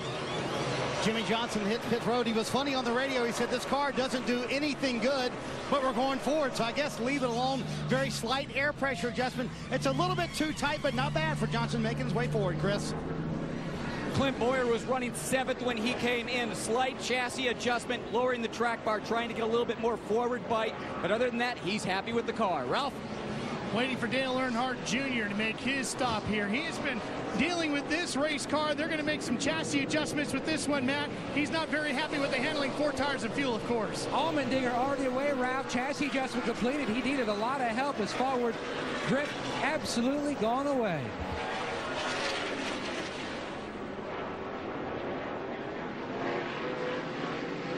Everyone knows how they want to execute their plan today, and we are starting to see the various versions of strategy play out. Top 10 cars on the racetrack have not made a pit stop. Some of the cars running in the top 20 who have: Denny Hamlin, Jimmy Johnson, Casey Kane, Clint Boyer, and A.J. Allmendinger. Fans, you voted at NASCAR.com/power rankings, and today's Pizza Hut fan favorite driver, Jeff Gordon. We'll watch the 5-time winner here at Infineon all day long and keep you apprised of his progress.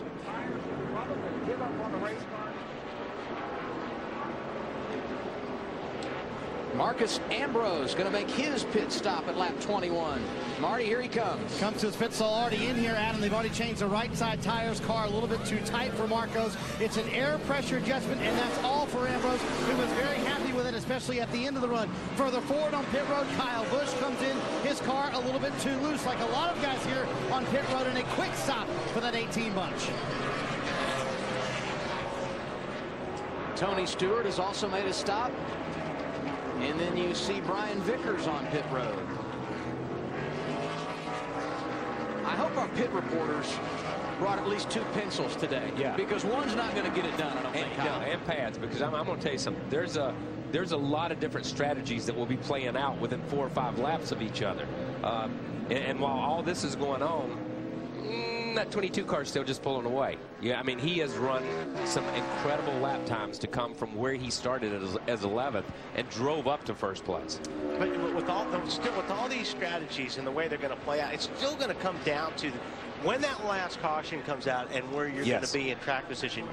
It's almost like there's no plan that or all plans are a good plan depending on when the yellow comes out, because that's the gamble you're shooting for. Yeah, we're going to have to get Larry back in here to explain some of this at some point in time on sections, whether you stay longer the first time, shorter the middle, longer the last, how you divide this race up if you're doing 2 or 3 stops. And we should point out, Kurt Busch leading not because of strategy, because he drove to the front. From 11th to the lead, what is their thought process on strategy, Ralph? Well, that's why he's staying out, because of strategy, Adam. You know, this is a time where a driver really has to believe in his crew chief. Steve Addington just jumped on the radio and said, I know everybody's hitting pit road, but we're staying with our strategy. Now, we don't know what that is just yet, but here we are closing in on lap 23, going in the books, and they're staying out on the track. We're going to know what that strategy is here momentarily. They can't be going too much longer, I wouldn't think, guys. But they really are forcing everybody else to make a strategy. They're the best car on the racetrack, and they can run if they can stay out long and still put the laps on the board. Everybody else has to do something to catch them. Yeah, but watching some of this stuff, some of these guys, Montoya just run a 1:20.15, and Kurt's last lap was 1:21. We saw those guys. So that's the difference in tires. But at the same time, some of these other guys have pitted and they're caught in traffic.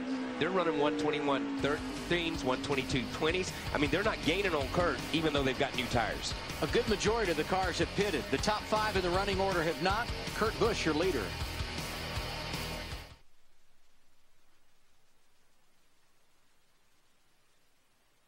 Hey, I'm Kevin James. In my new movie, Zookeeper, I don't drive a stock car, but I do ride an ostrich, which is pretty cool. Check it out, July 8th. Now back to more NASCAR coverage on TNT. Kurt Busch continues to dominate at the Infineon Raceway. Ryan Newman was running second. He pitted while we were away at lap 23, and that put Martin Truex Jr. in the runner-up spot. Marty? Yeah, he was running up front for a while, and I think a lot of guys are surprised that on old tires, a lot of guys are able to keep up with the guys who have brand new tires on. For Truex, extremely loose, several air pressure adjustments, and kind of a slow stop. Took him a while to get over to the left side. Truex revving the engine, takes off out of pit road. So now all the drivers inside the top 10 have made a pit stop, except for the ones running 1-2. Kurt Busch and Brad Keselowski, teammates at Penske.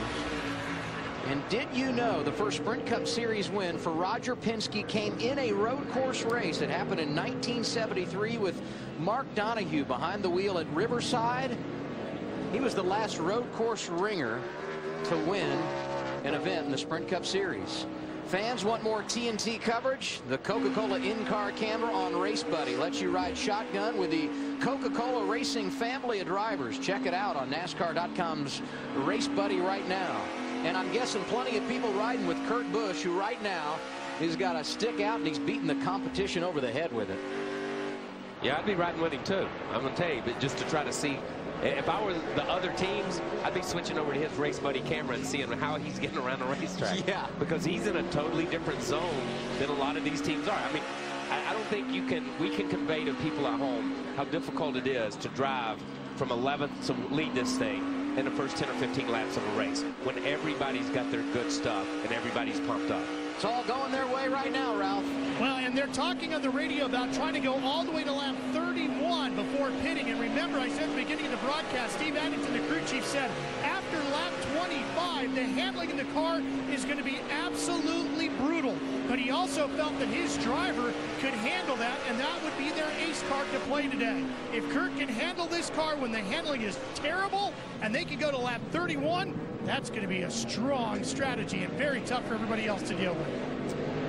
The one right behind Kurt Busch, David Reagan, a lap down. To get second place, you see Kurt going up through turn 1, and here is his teammate at second place, Brad Keselowski, just entering turn 10. Matt?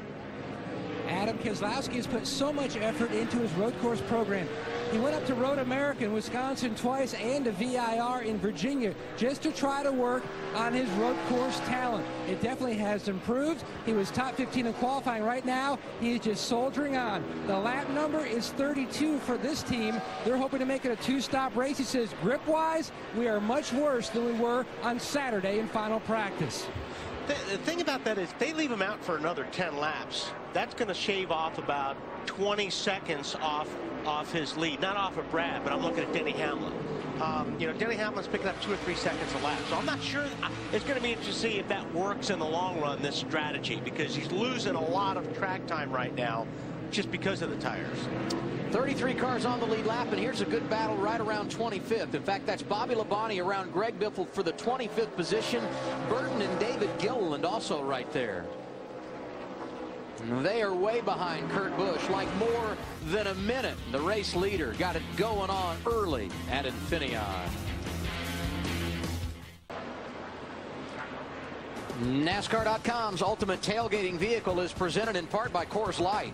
Go to NASCAR.com/UTV and enter for a chance to win this tricked out tailgate machine and find out where it will travel this summer. Visit NASCAR.com/UTV and get started right now.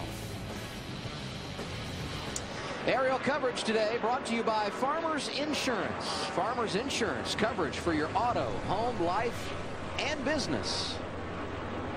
And gorgeous pictures from high above the Infineon Raceway in wine country, Northern California. Kurt Busch could crack open a bottle of wine right now. His advantage over second place Brad Keselowski, nearly 20 seconds, Larry. Yeah, what I'm seeing here, every driver, it appears, other than Kurt Busch and Brad Keselowski running 1-2, they've made the commitment to make this a 3 pit stop race because of when they pitted.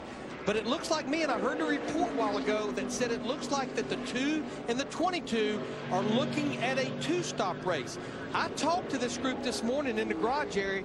They're getting about 3.9 to 4 miles to the gallon, and that was at a faster pace than what we're seeing now. If you do the math, that's 39 to 40 laps. If they do indeed run to lap 31 or 32, which is only a couple laps away, that means they will be back on pit road around lap 71, and they'll be able to go the distance. It almost looks like the Penske group, and the only thing that would kill them, guys, is cautions. They have made the commitment to make this a 2-stop race. I can see that happening.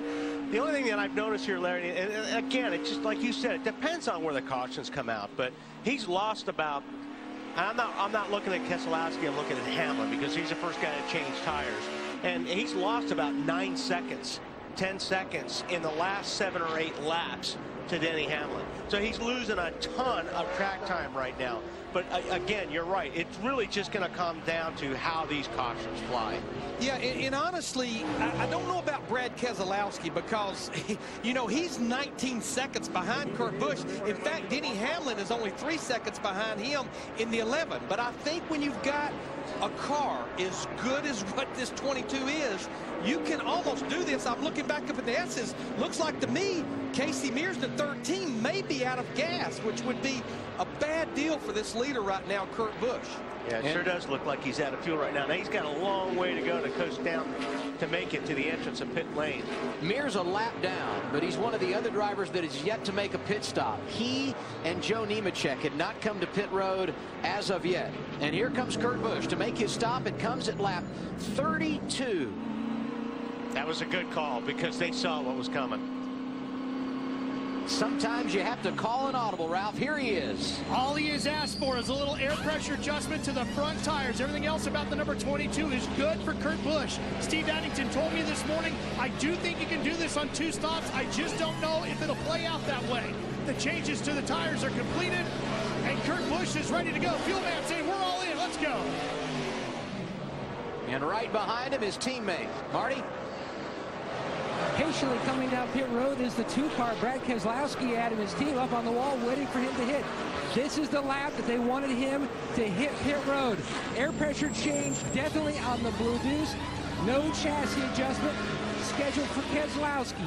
Like we talked about, they are playing the fuel mileage game. Remember, this is the team that won on fuel mileage a few weeks ago at Kansas. They're waiting on fuel, making sure that fuel cell's packed full, and he's away.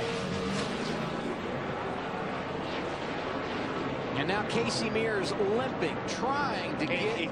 He's not going to make it. I mean, even if he makes it, he's going to be stopped in pit lane, so they're going to have to throw the caution. Yeah, on this. exactly. I'm surprised he made it as far as he made it. He would have made it farther, but he did the right thing. He got over in the dirt and got over in the grass and got off the racetrack to give the lane to the racers. Caution's going to be out. First caution of the day. It comes out at lap 32. Things have cycled through.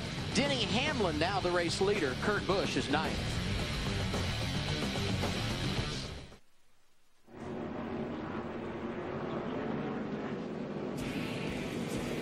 .33 laps complete at Infineon Raceway under caution when Casey Mears ran out of fuel. Race leader Denny Hamlin stays on the racetrack. A number of cars will pit under caution at lap 33. Chris? Well, it's been 12 laps since Clint Boyer's last stop. He said the car was a little bit loose at the drop of the green, but since their last changes, he said now the car is a little bit tight. Shane Wilson saying no changes on this stop, just fuel and tires. Marty. A little bit of confusion for Jimmy Johnson. He said last second Denny Hamlin is not coming down pit road. Do you still want me to come? By that point, he was already committed. 4 tires, no changes, Matt. A.J. Allmendinger felt like he really needed a lot of help, especially through the S's where they were so strong on Saturday in practice. Jump today. Significant air pressure change on the 43, Ralph. Casey King's been loose on the right-hand turn, so they went 1 round down on the track bar, put 4 tires of fuel in the number 4. Kurt Busch playing the fuel mileage game, stayed on track. He's second behind Denny Hamlin. We get the restart when we return to California. Did you get a bowl of soup with that shirt? We're back in Sonoma, California. Under caution for the first time today. 35 laps in. Denny Hamlin, the race leader. Kurt Busch, Martin Truex Jr., Robbie Gordon, David Gilliland, the top 5. Time now for the KFC Trivia Quiz. Please put on your thinking caps. Who is the only driver in NASCAR history to score his first career win right here at the Infineon Raceway? And I think this is easy. We'll give the answer in a moment. The only driver to score their first career win here at Infineon is the leaders make their way through turn 7. The lights go out atop the pace car, indicating we will get the green flag the next time by. He cuts us off at this point. I know he does. When he knows we know the answer. Yes. He all of a sudden won't even look busy. at us. Yeah. He won't even look at us. The top 5 cars, in fact, the top 6 in the running order when we restart, did not pit here under caution at lap 34. The first to make a pit stop, A.J. Allmendinger, who will restart 7th. And look at some of the names now inside the top 5. Robbie Gordon, a runner-up here last year. And then you got David Gilliland, who recorded his best career finish right here at the Infineon Raceway. Robbie, don't make things exciting up here. Today's green flag restarts presented by American Ethanol. American grown, American made, powering NASCAR. I tell you, I would not want to be on the outside on this restart. We talked about it earlier, going up the hill. Yeah, there's a lot of rubber and a lot of dirt out there. And I'll tell you what, when you get into that stuff, you just go sliding. Saw yesterday with McMurray in practice. In practice. This is just one of those places where All right, bud, go to the green. And I'm surprised Make sure you stay in your Hamlin line. took the outside. Pace car is off. It's all yours. Hamlin, the race leader, has the choice, inside or outside. That's Kurt Busch to his left. Green flag goes back in the air as we complete lap 36 of 110. Tell you what, if the 22 hangs him out there a little bit and gets that stuff in the... Pretty even right there. I'm shocked how good these guys came through on these first couple of corners. I'm not sure with Kurt Busch lane mattered. He just had a superior race car there. Once he rotated through that top of the hill on turn 2, he just drove that short shift. And Denny probably gave him a little room this early in the race also.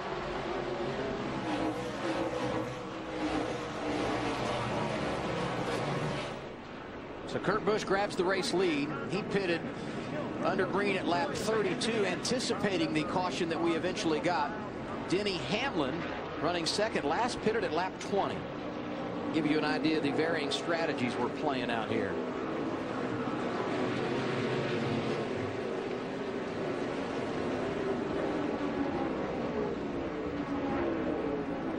Montoya trying to make a move on Kyle Busch in the 18. In a good spot. Go down 11. Oh, that's going to leave a mark. Wow, he stayed off the wall. Oh, he locked it up. Vickers around. Vickers locked it up, and he gets into McMurray. Newman spins around. Dale Jr. got a piece. And you know what? That really all started with Kurt Busch and those, or with Kyle Busch and Montoya. We got the local caution, and now we get the full course caution. Yellow out for the second time today. When you come around that corner and you're back in the pack and you see that dust, you don't know where that car's going. The 18's off in the dust. There's dust. They don't see anything. Everybody begins to check up, and then Vicker gets in a little bit quicker. Kyle Busch, Montoya racing for 13th here. Yeah, and Montoya just, you know, he didn't give Kyle a whole lot of room. He bullied him off the racetrack on that deal. And look at it from this angle. As he's off, think about you being in one of these cars back here behind. You see, but you're coming through there. But see, I think Vickers just went in way too hot. He was way hot in there. He had no chance to slow that car down for that corner. Not with that many cars in front of him. It was Tony Stewart right behind Vickers, and now we ride on board with JPM. Still out there. Still out there. Still out there all the way. He's way out there now. You're all clear. Vickers just, he had no chance. Clear, go, go, go, go, go, go, go, go, go. Yeah, wonder if Tony pushed him into him, though. Could be, yeah, right Look there. Look at him, he's on him. That's not Vickers, that's Tony Stewart right there. Looking at that angle, yeah. exactly. Stay left. No wonder Vickers got in. No way, yeah. Come on. Keep coming. Yeah, no wonder Vickers got in there so deep. Tony shoved him about an extra 4 car lengths. So that's all Tony pushing Vickers in. Vickers is an innocent bystander. So was the one car of Jamie McMurray. Vickers was 18th when he got turned around. And Jamie McMurray was in the 17th position. They're both outside the top 30. And speaking of Jamie McMurray, let's go on board with him. He had a front row seat, didn't he? Turbo 1. And he thinks he's good at this point, and then all of a sudden he gets hit in the back and he's around backwards. This is a perfect example, though, of what can happen at this place. Riding along, minding your own business, and then all of a sudden you're back in traffic because you get turned around like this. My God, Vickers has got the wheels locked for 20, 30 feet, the front tires. You see Junior get into it, and there's no place for these guys to go. These guys are still coming in, getting into each other. Doesn't seem to matter what happens at Infineon. We always end up talking about turn 11. It's made its first headline of the day.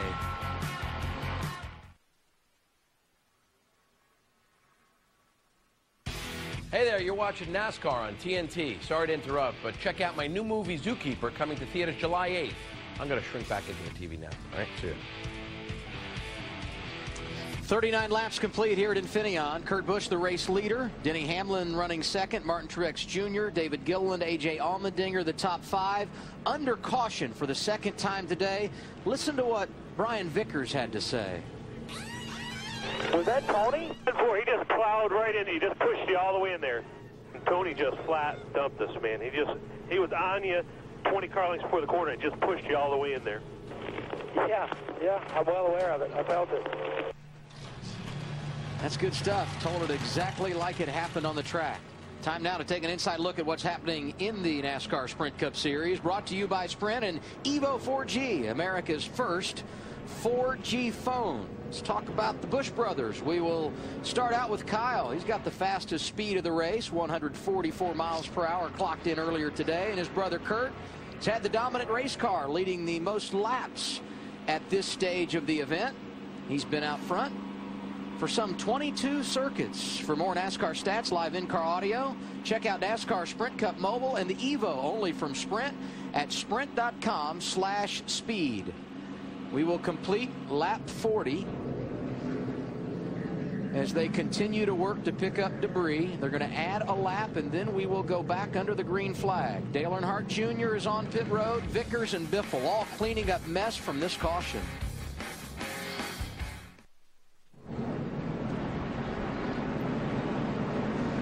Set for the restart. We'll put 41 laps on the board when we go green. Denny Hamlin, Kurt Busch on the front row. David Gilliland hanging in.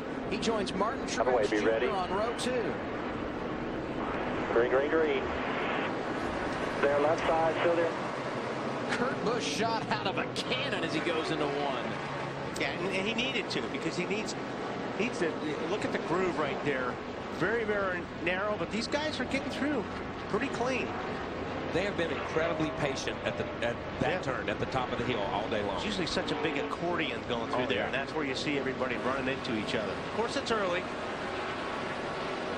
A.J. Allmendinger taking advantage of the slower David Gilliland, and Clint Boyer going to get a piece of the action as we head into turn 4. Well, this is a great shot, huh? And you saw Gilliland come from the outside lane all the way over to block that inside lane, so no more cars could freight train him at that point.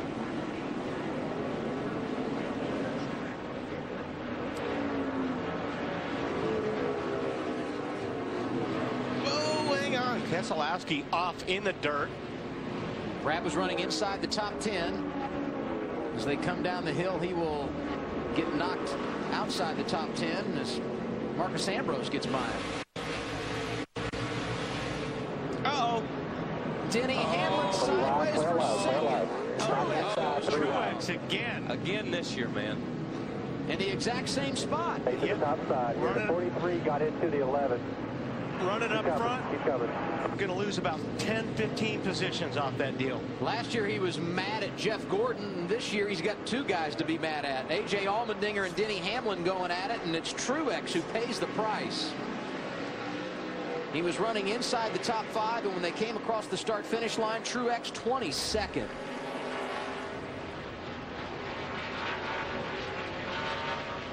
Yeah, it looks like the 43 obviously got into the 11 car. Got into Truex. Take a look at this. Is a good angle here, and I think Denny just slowed up a little bit more than the 43 was anticipating. And typical chain reaction. I mean, we've seen it like 2 starts in a row. We've seen that. 7, 8, 9, 10, 11. Yeah, he's going to lose a lot of spots. Yeah. And look at this. I mean, Kurt Busch is in a league of his own right now. Just got the restart, and his advantage is already 2.3 seconds to second place A.J. Allmendinger. And, you know, Clint Boyer, a guy that isn't known for road course racing, but his results have been good, and he's going to go to second place right here on the inside of Allmendinger in turn 11. Yeah, Boyer's one of those cars looked really, really good yesterday in practice, and, you know, Clint's just steady around this place. He doesn't really claim to be much of a road racer, but he's got some great finishes here. He has great finishes here, and you talk to him about Watkins Glen, and he's like, I don't even know how to get around that place. Yeah. You know what I mean? Truex did have to make a pit stop after that spin, likely flat spotting his tires. He's still on the lead lap, but scored back in the 35th position. And now we answer the KFC trivia quiz. The question: who is the only driver in NASCAR history to score his first career win right here at Infineon? This in Sprint Cup Series competition. The answer: Wally, you got it during the break. How about 4 years ago? Juan Pablo Montoya getting it done right here. He had some issues early in this race, but he's back where he needs to be, inside the top 10, running 8th right now.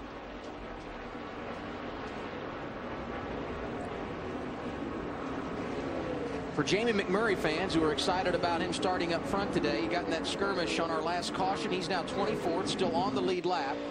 Dale Earnhardt Jr. got a piece of that action. He's now 27th. Brian Vickers is 29th. And today's Goodyear Superior Performer, Hamlin and 43 again. Going to be Tony Stewart. And Tony got a great run up off of 10. You saw Tony make that run and get around Montoya right there. Tony Stewart, for good reason, our Goodyear Superior Performer. He's running 8th today, and he's a 2-time winner here at Infineon. 7 wins all time in road course competition. Here are 2 fun guys to watch go at it. You got Tony Stewart you're riding on board with in 8th, and right behind him Montoya, who he just got around. These are 2 guys that understand what it takes in a place like this. And Stewart's car right now looks like it's got a lot of rear grip. The thing's getting off the corners really well. The back bumper beat up for Tony Stewart. He was using the front bumper a while ago when he got Brian Vickers. Trying to diving in. Barely clear. Good job. Denny Hamlin's now slid back to 6th. He led a couple of laps early today. In fact, 12 circuits after he went by his teammate Joey Logano, who started on the pole. And to give you an update on our pole sitter. Logano is stabilized back in the 13th position. This is a great battle from 6th on back. Yeah, I think we're going to make that one work. No, that was not going to work for Tony, but he's got a good run right here. Denny got off that corner bad, which made the 4 car, Casey Kane, have to check up, and Tony wanted that position bad.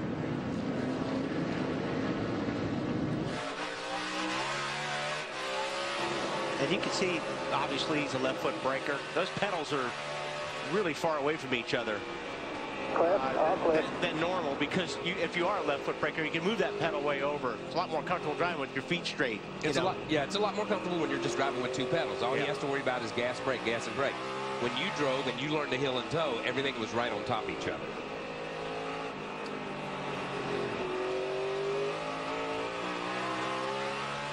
He's just laying that throttle down easy, trying not to buzz the rear tires, getting off the corners.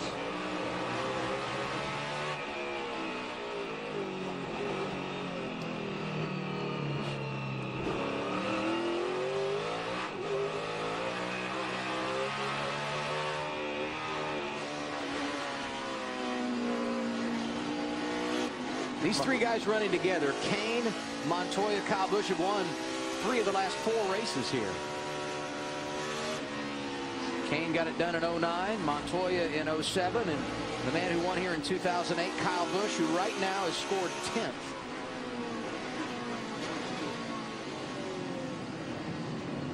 Kyle Busch taking a look underneath Montoya. That's a tough pass, trying to outbrake Montoya. Yes. Montoya, his car must not be working too well. Kurt Busch looking good. A 1-second lead over Clint Boyer. Jimmy Johnson, David Gilliland, Denny Hamlin, the top 5.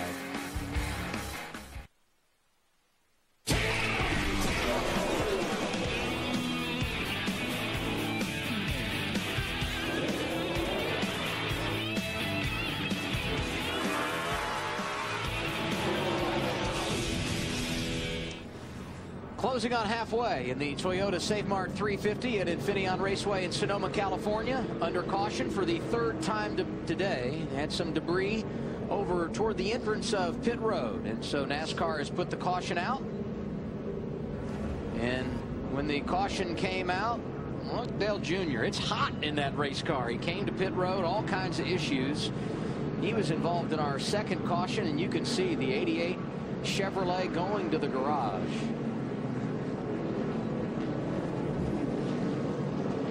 Brian Vickers also involved in that accident a while ago. You see he was on pit road. 36th is where he has scored. And Juan Pablo Montoya, Chris. Yeah, Juan Pablo Montoya has been searching for grip all day. He said the car really falls off early in the run. You can see all the fenders on this car pretty much banged in and rubbing on the tires. So this tire change could take a little bit longer. But Montoya is saying, I need more forward bite. Brian Patty saying, let's lower the air pressures again. Ralph?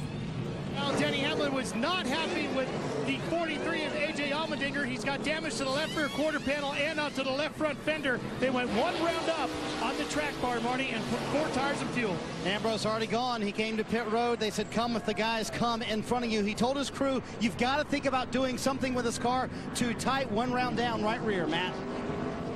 And A.J. Allmendinger already complete his service as well, Marty. A couple different adjustments on the 43 of Allmendinger. He was getting killed through the S's. He said the car was absolutely so free, he could barely turn the wheel, and it would start to come around. These pit stops coming at lap 48. Denny Hamlin making that stop.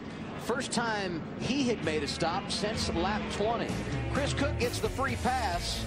Leading the way, Kurt Busch. NASCAR.com's ultimate tailgating vehicle is presented in part by Dodge Ram. A 2011 Dodge Ram is pulling the UTV around the country this summer. Log on to NASCAR.com/UTV to see the travel schedule. Enter for a chance to win this ultimate tailgating machine and be a hero at your next tailgate. And now we get an AT&T fastest pit crew update. Let's take a look at the teams that have spent the least amount of time on pit road today. And there it is, Brad Keselowski.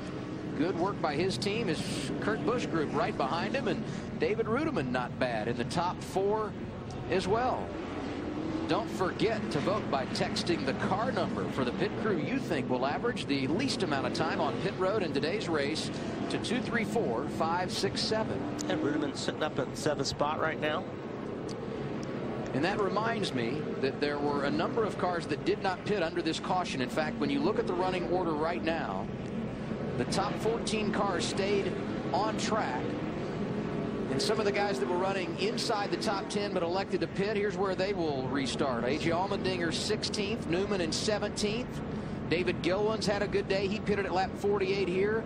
Will restart 19th. Denny Hamlin 20th. You got Montoya and Ambrose just outside the top 20, as well as Casey Kane. Kurt Busch, the race leader. Clint Bowyer second. Jimmy Johnson, Tony Stewart, Kyle Busch, Brad Keselowski. The front 3 rows as we get set to go back to work. The green flag goes in the air as we complete lap 50.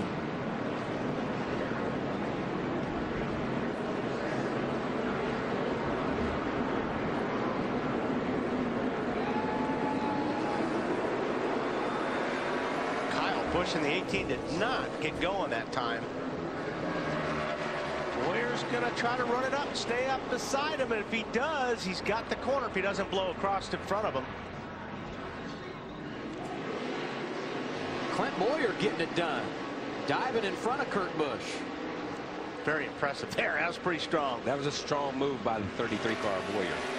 He a muscle move. He just muscled around him. Well, you've been singing his praises all weekend long, and he's on point for the first time today. 4th different leader we have seen in the race. Wow, Stewart went wide there in 4. Welcome back to the party. Jamie McMurray involved in an accident where he got turned around. He's back inside the top 10.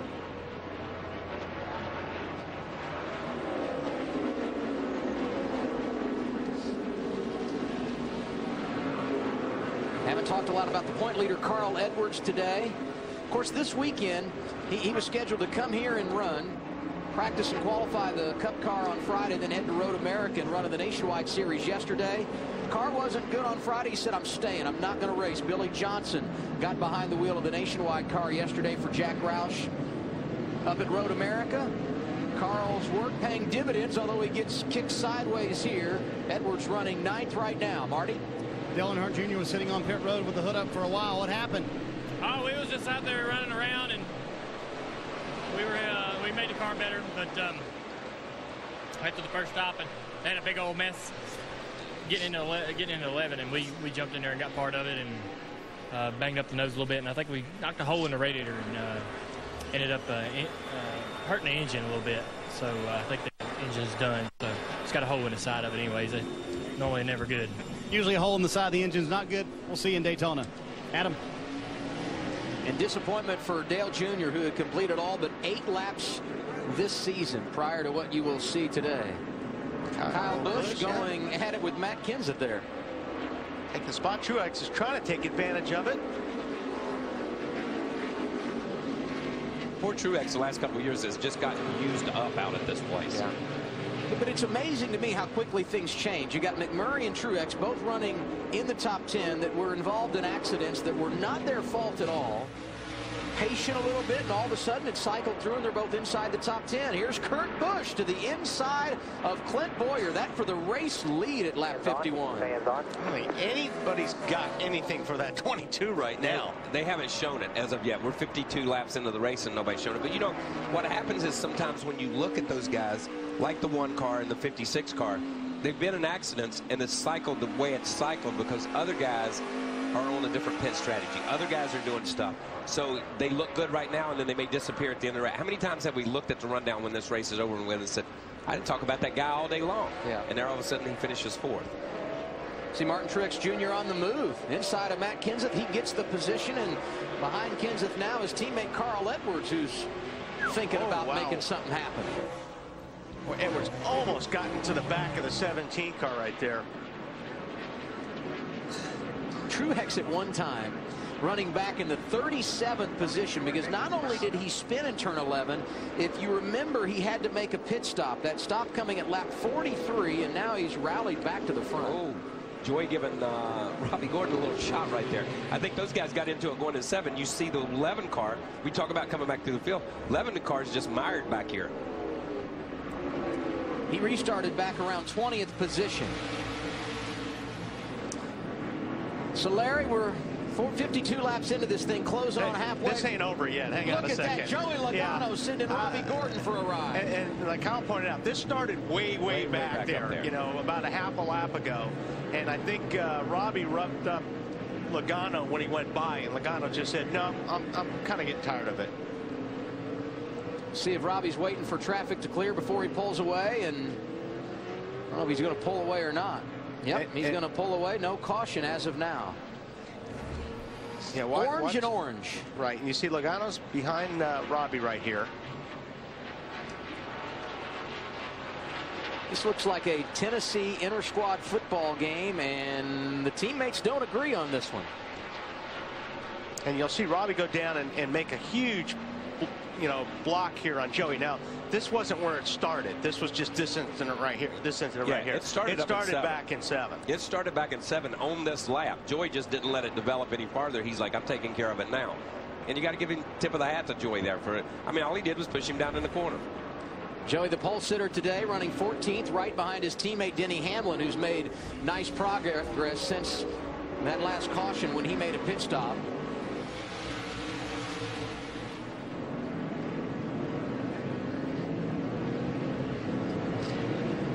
So, Larry, now here we are, just about lap 55, so right at the midway point of the race. What observations do you have in regard to strategy? Well, when I look at Kurt Busch, our leader right now, and his teammate Brad Keselowski running in the 6th in the 2 car, they've been out there the longest.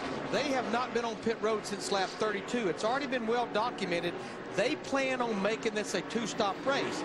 But honestly, when I look at drivers like Tony Stewart, Clint Boyer, Jimmy Johnson, Kyle Busch, they were on pit road at lap 34.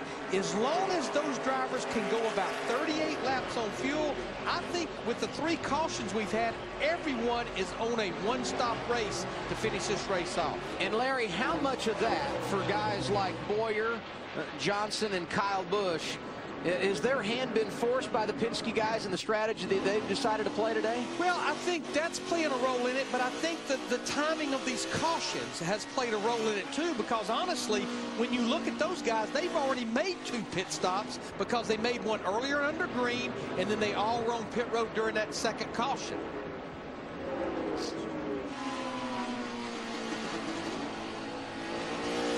Kurt Busch continues to dominate this race. 1.3 seconds his advantage.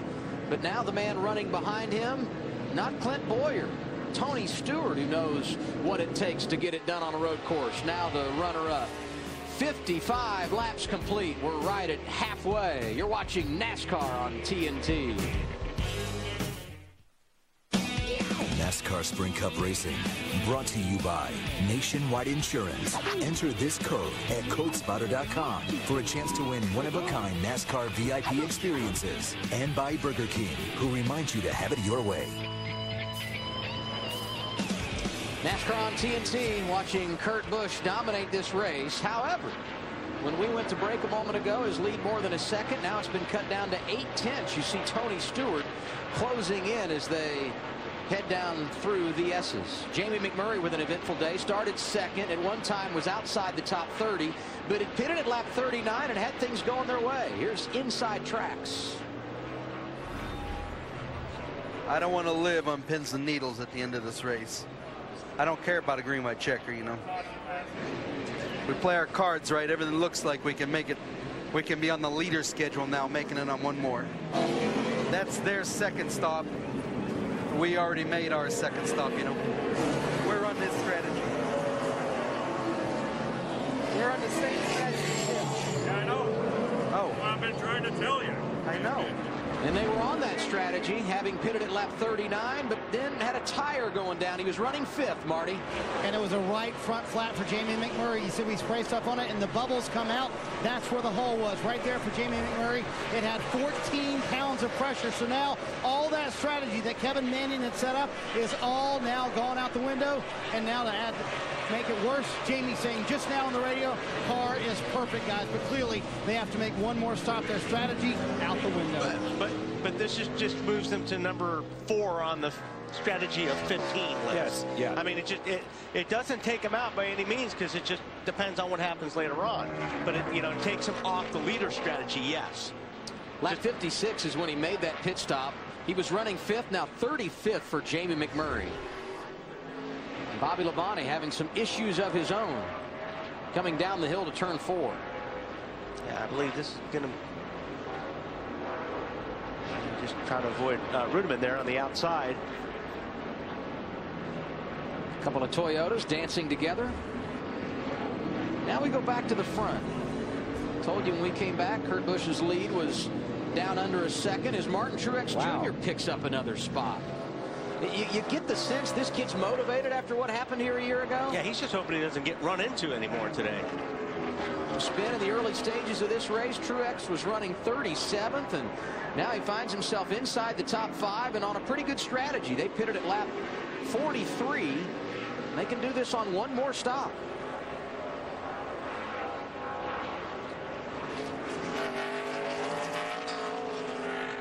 And you can't talk about Martin Truex Jr. at Infineon without talking about Jeff Gordon. He's our Pizza Hut fan favorite driver.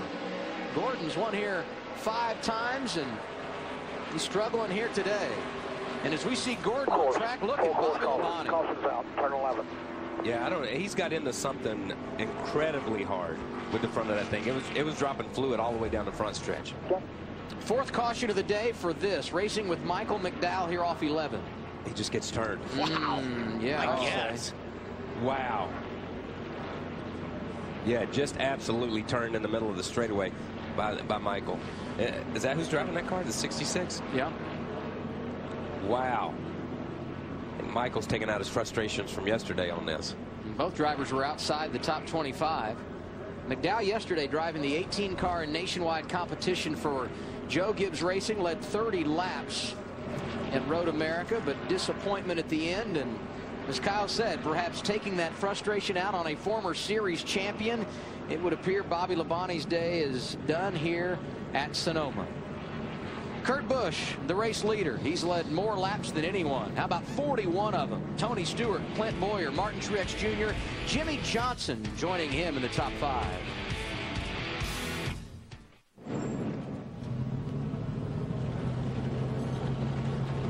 Under caution for the 4th time today at Infineon Raceway, and at lap 61, Denny Hamlin making a pit stop, Ralph.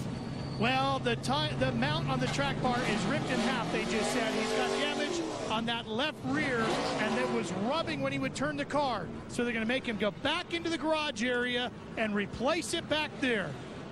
Denny Hamlin had led 12 laps today, was running 9th, and now issues for the 11, the most recent winner in the Sprint Cup Series.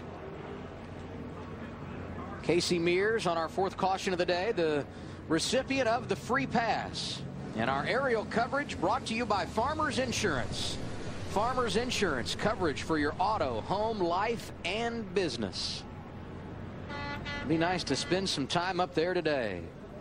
A handful of pit stops. We get the green flag. When we return, you're watching the Toyota Save Mart 350 on TNT. Because that's where it was. We were watching them do some of that. 62 of 110 laps complete here in Sonoma, California.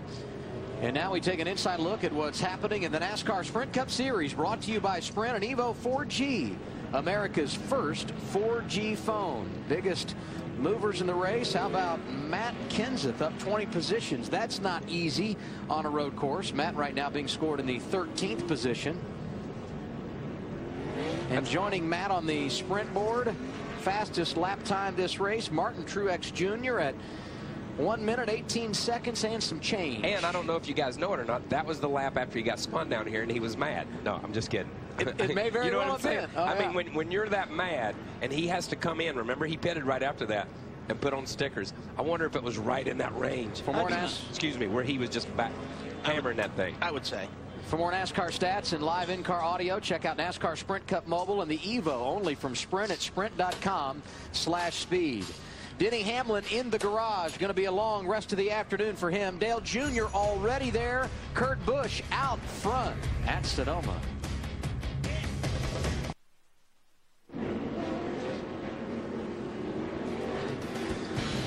On a gorgeous Sunday afternoon in wine country, the NASCAR Sprint Cup Series rolling in Sonoma, California. You guys ready to go prime time, huh?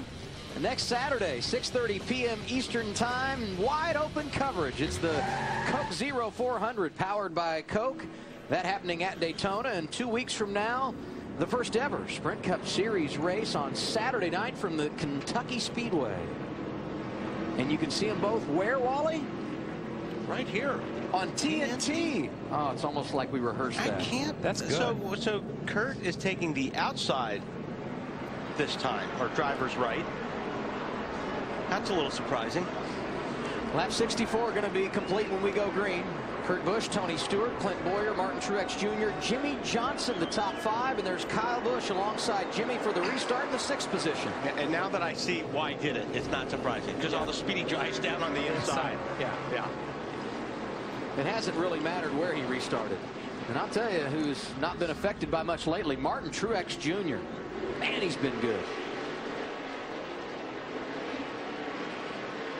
You got Kyle Busch sliding into 4th, and haven't heard much from Joey Logano, his teammate, the pole sitter today, but he's back inside the top 15, scored 12th.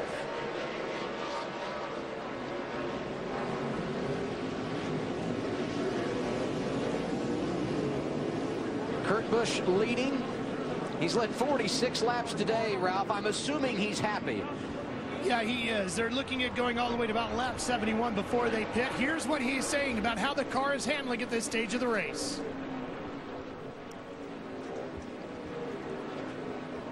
Right now the car hasn't been as good. Seems a little loose with the air pressure out of the fronts on some of the faster corners. It also seems like it's hitting the bump stop harder up front, making us tight in turn 1. I'd say it's better than most. I would definitely say it's better than most. I'd say it's better than most. Here we go again.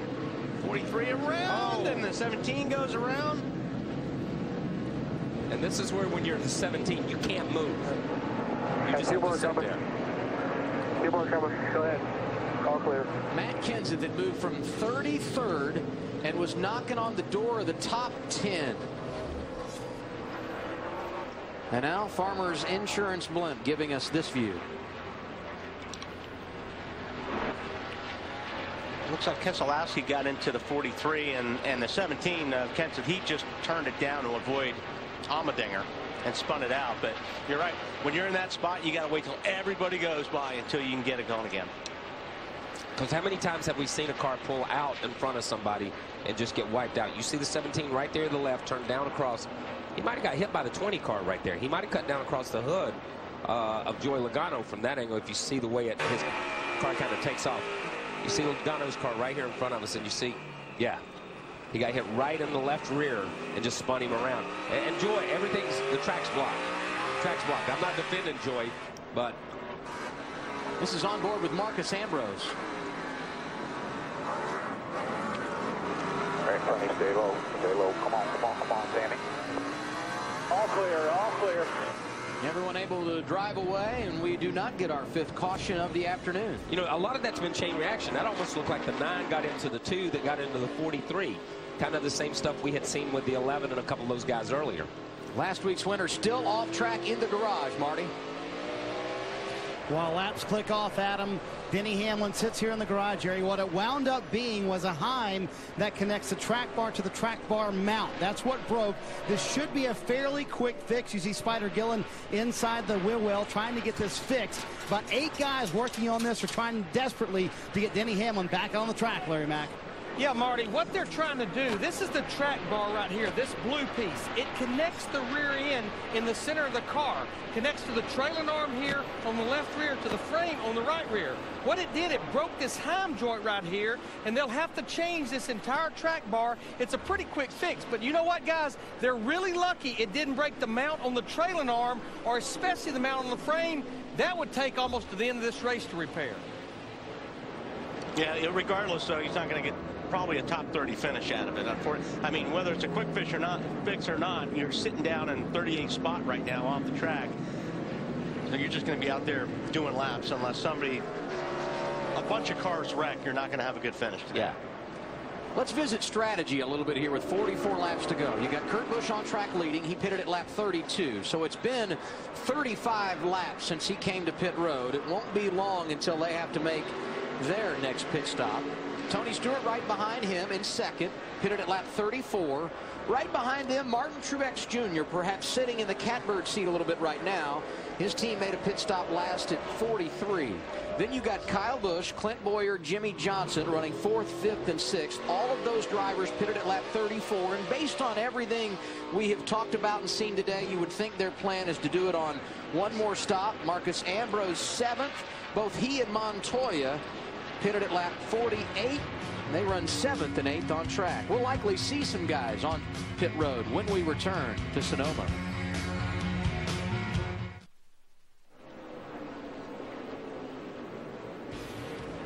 Kevin James here. In my new movie Zookeeper, I worked with lions, bears, elephants, monkeys, and I gotta say, it was nice to be on a set where someone smelled worse than I did. Now back to more NASCAR on TNT.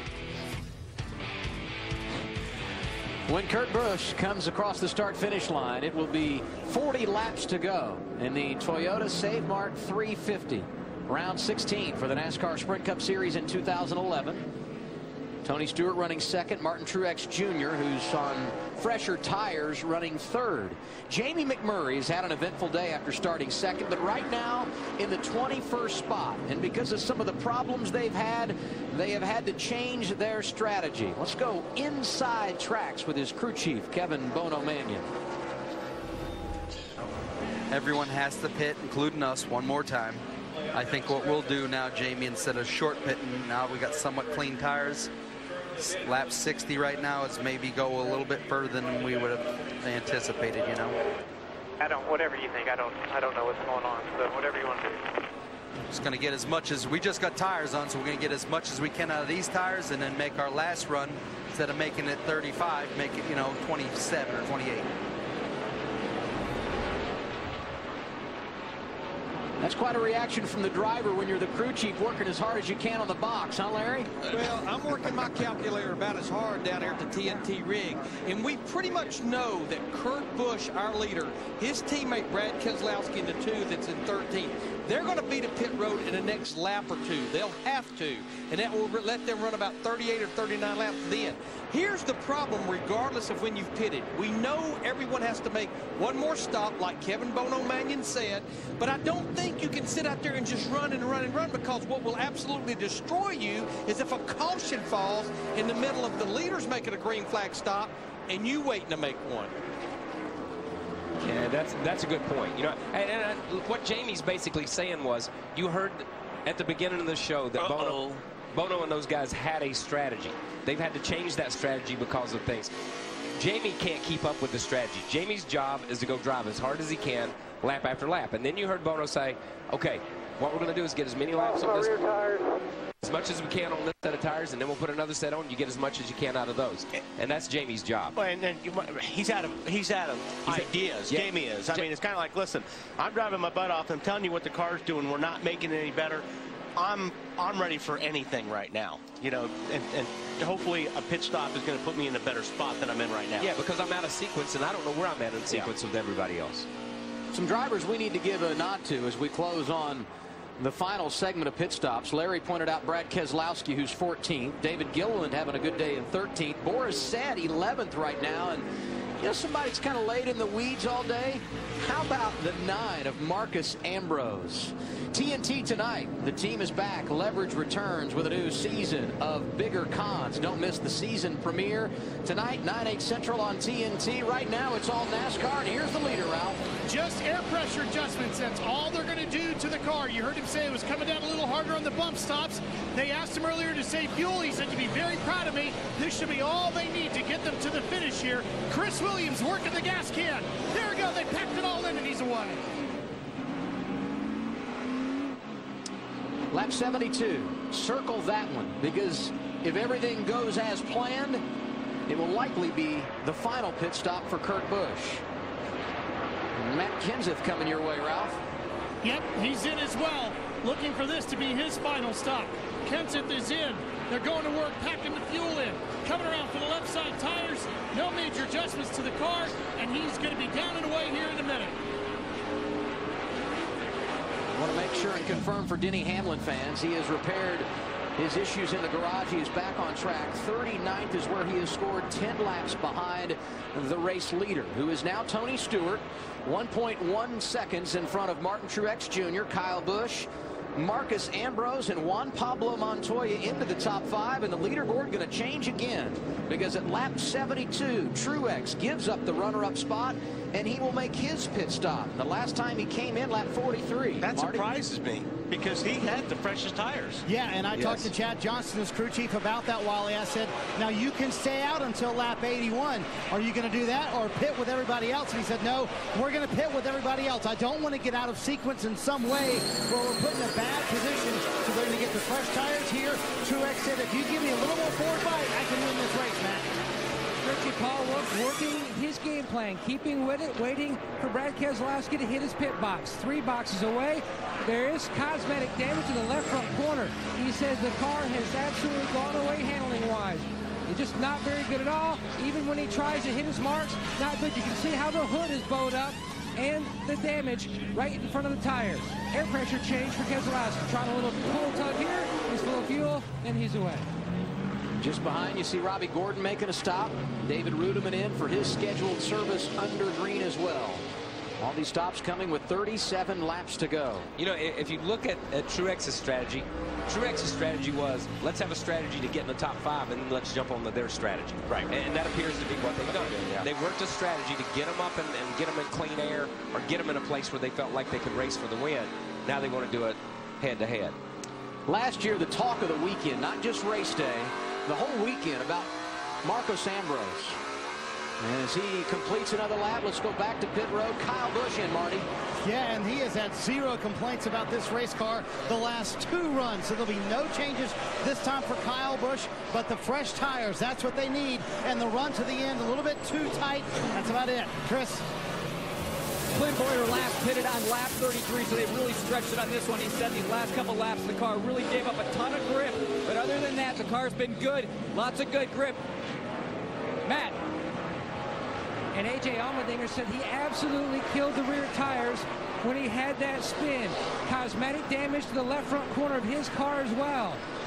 He said we need a big adjustment on the car. This time they were waiting. He was begging to hit pit road, but they were waiting until their window opened, sticking with their game plan here on the 43. Significant wedge adjustment for Allmendinger. Lap 74, the number on the board when A.J. Allmendinger came to pit road and made his stop. Tony Stewart continues on track. Told you Marcus Ambrose now up behind him in the 2nd position. Stewart last pitted at 34, and now he gives up the top spot to come in. This stop going to come at lap 75. 35 laps remaining as Stewart comes in.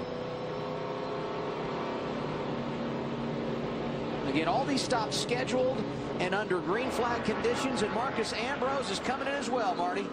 Marcos Ambrose said to his guys a moment ago, he said it's much better at the end of this run than it was at the beginning of this run. So keep the car like this, like it is right now. 4 tires, it'll be a slight air pressure adjustment. That's it to make it better at the beginning of the run. Adam mentioned a moment ago, they have gotten very good at the end of this race. Tony Stewart has said nothing about his race car. Remember, they're better on those longer run. This will play into their favor, Ralph. Chassis adjustment on the right rear for Casey Kane. They tried to set their fuel stop so that they could get in and out without being boxed in by Greg Biffle, and it worked just fine. He's away. And 14 lots of spot there on pit lane, but they waited to get every last drop of fuel they could in that 14 car. Yeah, they're one that got fuel. One of the ones that pitted a minute. It's going to hit me here in a minute. I'm not sure they got his car. I'm not sure they got Kurt Busch's car. Was it Kurt that came in? No. Yes. I'm not sure they got. That was a very fast pit stop.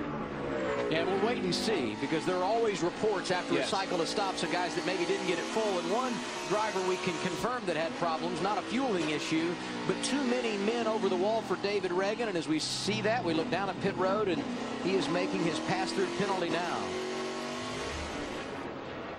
Wow, that's a burnout right there. I don't know if the fuel's in the car, but it's on the pavement, it looks like. Wow. Juan Pablo Montoya, with the stops, has cycled through as the leader. He won this race in 2007 and won the last time the Sprint Cup Series was on a road course. That in August at Watkins Glen. Last pit stop for Montoya, lap 48. Ryan Newman right behind him. He came to pit road at lap 61. David Gilliland now in the third spot.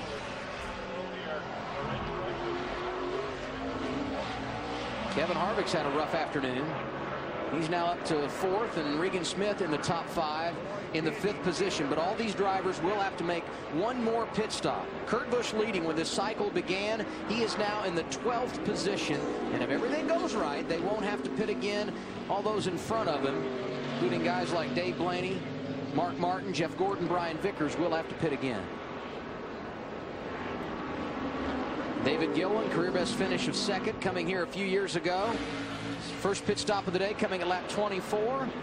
And then he was very consistently in 24 laps later at lap 48. And here is the race leader, Montoya, coming in for service at lap 76.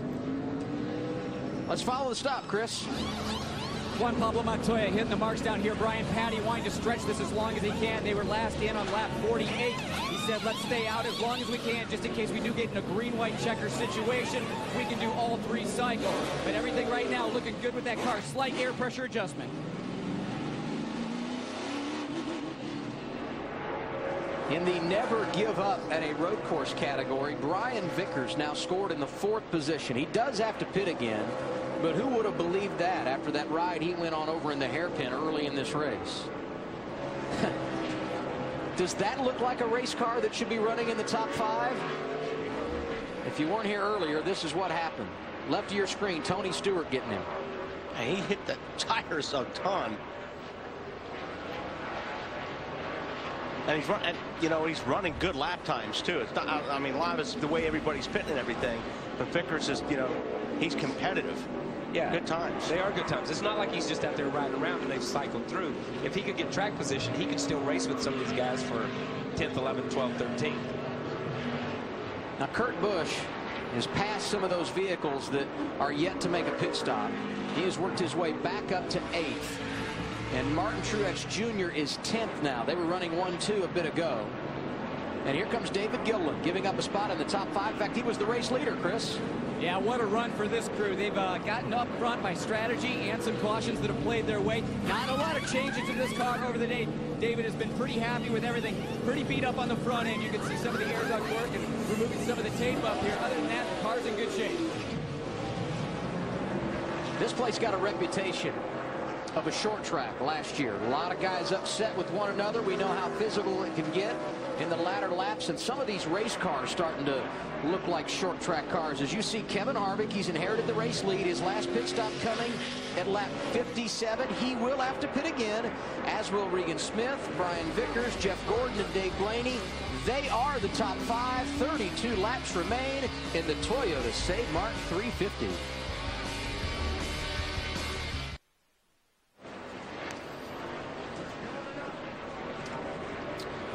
NASCAR fans voted at sprint.com/speed and said, we want to ride shotgun with Kevin Harvick.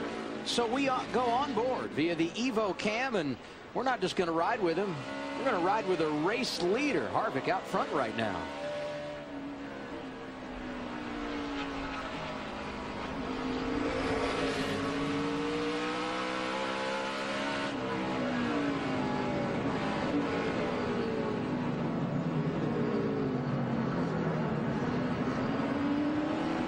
You don't realize, you know, when you watch these guys, and these guys look at their feet, they don't realize they move their feet that much. I mean, you see how he taps, and it's almost like you're tap dancing sometimes when you see that foot cam. Those guys think they're just on the gas or just on the brake, but they start modulating with their ankle, like just like you would your wrist. You just start modulating with it. That's 78. Yeah, and you're pumping the brake, and you're always pumping the brake because when these brakes get hot, they get air in the system, and you've got to pump the brake so it's firm. So when you hit it, see that double tap there? All that is kind of like a security deal to make sure the brakes are there. Yeah, that double pump is like when you're 8 years old and you just reach out to touch your mom to make sure she's there. Right. That she hasn't abandoned you. It's a security deal. It's in a driver's head. You know, and it's funny watching his feet right here. You can see over his left foot here. that little shiny silver thing on the back of his right foot. That's a heat shield. These things still get incredibly hot. The floorboard in these things. We've heard a lot of talk about it over the last few weeks, how hot the temperature is in the car. The temperature on the floor here can get 220, 230, and it's a slow bake. It's like putting a turkey in an oven, man. You just bake it all day long. And you'd leave the racetrack and your foot's burnt, but really it's been a bake. Fuel your inner NASCAR fan with live in-car audio and real-time stats. Available on NASCAR Sprint Cup Mobile and the HTC Evo 4G. Only from Sprint at sprint.com/speed. So here's Kevin Harvick, the race leader. He's got to pit again, as does second place Regan Smith and third place Brian Vickers. Then we get back to those guys that have dominated this race with Kurt Busch, who is fourth. So now we go through the field, presented by McDonald's. Ralph Shaheen, get us going. Well, I just spoke to Chris Williams, gas man for the 22, to ask him to make sure if they got the car packed full of fuel. He said, oh yeah, no problems. We are good to go all the way to the end, Marty. Martin Truex Jr. told his crew, if you give me a little more forward bite in this 56 car, we can go out and win the race. Clearly driving with a little bit of anger behind the wheel after getting spun out earlier, but also one of the fastest cars on the track still. He will cycle in second when all these guys do pit. Maybe he can catch Kurt Busch. Tony Stewart behind him said his car has been very good here at the end of the race, and they are very good on old tires. So this being a long run here for Stewart could play into his favor. Stewart very happy with that race car, Chris. Juan Pablo Montoya has been saying all day long that he just hasn't had the grip that he wanted. Brian Patty said even though they got the win back in 07, Juan still does not feel like he's very good at this racetrack, typically overdriving the track. They tested last year before they came out. They didn't figure out a good setup. So this week they just spent a bunch of time on the shaker rig. Marty? Well, for Marcos Ambrose, remember how they came here Friday? They spent 2 days, or twice they went to test road or VIR. They weren't very good when they came here because the tire was threw them for a big loop. So credit to these guys. They've really done a good job of making this car better. Marcos told the guys on the last stop, best it's been all day. Now all we need, a little track position. How about the day for Kyle Busch in an accident earlier? And he told me earlier this week, I've learned to treat these road courses kind of like a vacation. Come with a positive attitude, come and have fun, and you'll have good results. Right now, running in the 10th position, happy with the car. Ralph? For Casey Kane, the challenge is getting up the hill. That's where the car has been very tight for him throughout the afternoon. That's a handling situation he's going to have to deal with till the end of the race today. Marty? Ralph, how about the day for Carl Edwards? Gave up the trip to go up to Road America and run the Nationwide Series race to stay here and work on this 99 car. When I talked to Bob Osborne this morning, he said if he would have gone, Carl would not have been happy today. Currently, they're in 11th and thinking good position, trying to get to the top 10. Chris? Well, I spoke with Shane Wilson earlier, and he said last year we had a strong car just like we do today, but last year we broke the track bar because there was so much contact on the racetrack for Clint Boyer. They finished 32nd last year. Today they're hoping to do a lot better. Marty? A few moments ago, Chad Knaus radioed to Jimmy Johnson and said, we are good on fuel by 1 lap. Run as hard as you want to. And we talked about how these guys struggled in practice. All those changes Chad Knaus made to the car this morning certainly paying off, Matt. And Brad Keselowski and Paul Wolf know that there will be some cars that will cycle out on pit stops. They'll be right on the edge of a top 10 finish. What a good comeback for this team, and what an improvement over last year. A lot of effort put into the road course program for 2011. And Ryan Newman, this team in 2011, their main trend is they come back, they make the most of a bad day, and that's exactly what Ryan Newman is doing. Currently in 15, he'll be about 11th or 12th when the other cars pit. And then you've got Joey Logano, the pole sitter. Max Pappas came back from Road America, Larry Mack, to help spot for this young man. He's been giving him a lot of advice throughout the day. He's been hovering up around the turn 7 area. Larry? The driver I've been watching is right behind Joey Logano, David Gilliland in that 34 car. Qualified back in the 29th position, actually led the race. He can go the distance. And remember, back in 2008, David finished second here at Infineon. And right behind him, I got to believe there's a big smile on David Rudiman's face, because if anybody dreads road course racing more than David Rudiman, I don't know who it would possibly be. He's sitting up there right now running in the 18th position. He may get a top 15 finish out of this. I promise you he'll feel just as good as the guy that wins this race. Got a new race leader, Regan Smith, able to drive around Kevin Harvick as we went through the field. He won at Darlington earlier this year. He has to make another pit stop, but it's got to feel good anytime you're out front, especially on a gorgeous day like this. that up, show. And back in Infinity Raceway, and yes, that is a live picture. You know, payback sometimes. Well, a lot of times it happens around this place. Tony Stewart just got paid back for what he did earlier to Brian Vickers. And that's the result. Yeah. Sixth caution of the day.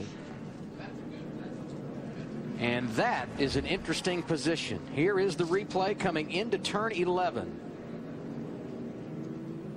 I'm not sure. Those are the guys just in front of him. Yeah, but there's Vickers. Already made contact with Stewart. Vickers had worked his way into the top 5. Had to make another pit stop anyway.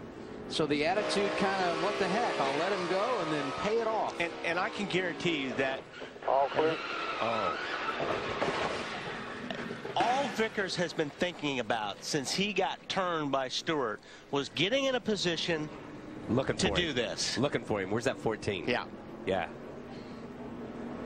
Remember when Vickers got turned around earlier, Ryan Pemberton, his crew chief, was giving him the play-by-play of what happened.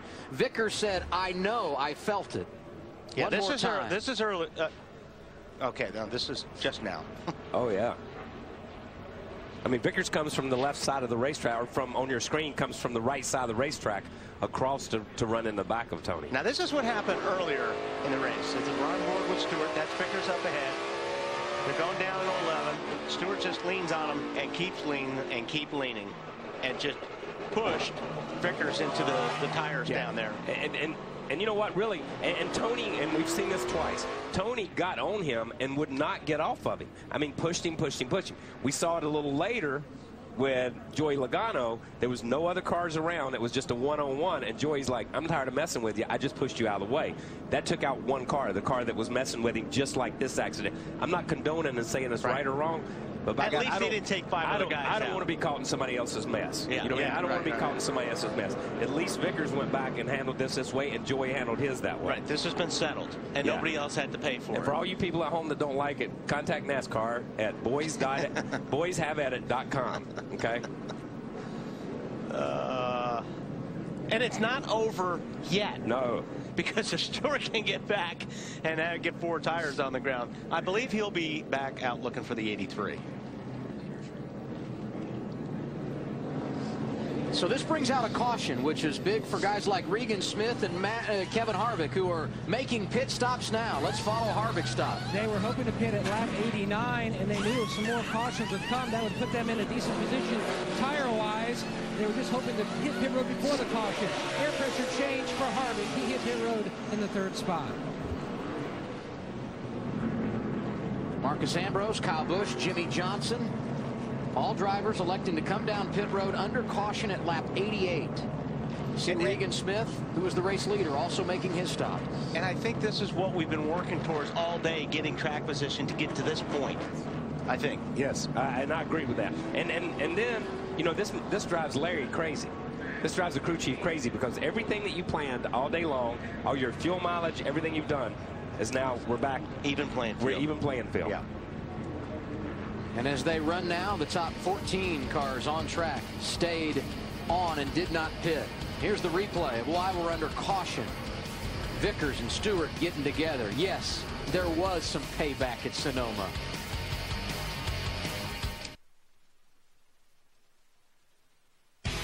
NASCAR Sprint Cup Racing from Infineon Raceway is brought to you by Geico. 15 minutes could save you 15% or more on car insurance. To see how much you could save, call Geico at 1-800-947-AUTO or visit geico.com. By Sprint, proud sponsor of the NASCAR Sprint Cup Series.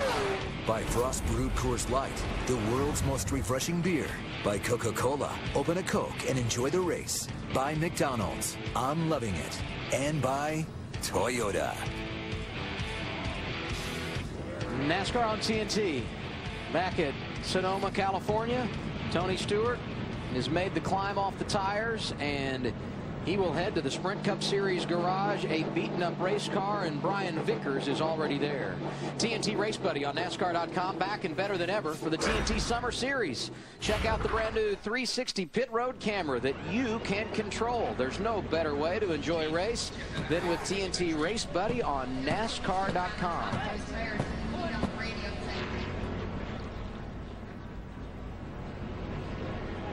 And now time for another AT&T Fastest Pit Crew update. Let's take a look and see what teams have spent the least amount of time on pit road today. And you see it here. Kurt Busch leading this race after those came to pit road under caution. Brad Keselowski, his teammate, looking good, as are Martin Truex Jr. and David Rudiman. Get updated standings as soon as the checkered flag drops today. Use your AT&T phone and text the car number you think will be quickest to 234-567. When prompted, reply OK to receive updates. He just heard that, turn that thing off. So what now, Larry?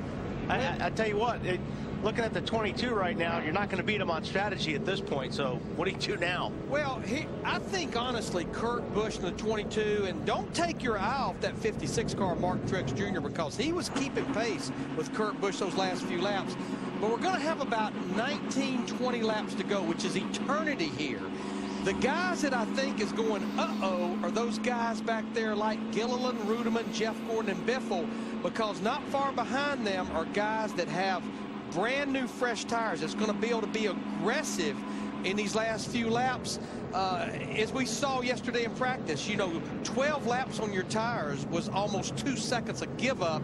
But I think the best friends that Kurt Busch and Truex and Kane and those guys have are those guys behind them before you get to people like Harvick, Montoya that has the fresh tires. Yeah, it's quite a bit of. There's a hodgepodge. There's a big mix here of, really is. of tire strategy. We won't say strategy because they're all going to be able to run, but it's where they're at and how they'll be able to run. Fans, you voted at NASCAR.com/power rankings, and today's Pizza Hut fan favorite driver, Jeff Gordon. Been watching driver 24 throughout the afternoon, and to say the least, he probably disappointed in how the car has been, but the result may not be bad. Right now, Gordon 8th. He last pitted at lap 80, and obviously he can go the distance. Looking for his 6th win here on the road course at Sonoma. And aerial coverage today brought to you by Farmers Insurance. Farmers Insurance, coverage for your auto, home, life, and business. The other thing that's good about this caution from Kurt Busch's perspective, he's saving some fuel. Now, I realize when they pitted at lap 72, they knew they were in their window to go the distance, but we have seen these things formulate multiple cautions at the end, which would mean green, white checker, and that could hurt him big time, and this is nice for that. That's probably the only thing they're really concerned about right now and what they're thinking about. But it's going to be, like I said, you look at some of these guys that have fresher tires, it's going to be interesting to see if they can make their way up. I mean, Jeff Gordon's been all over the map today. I mean, he was back at 27th, 28th earlier when I was looking at the board.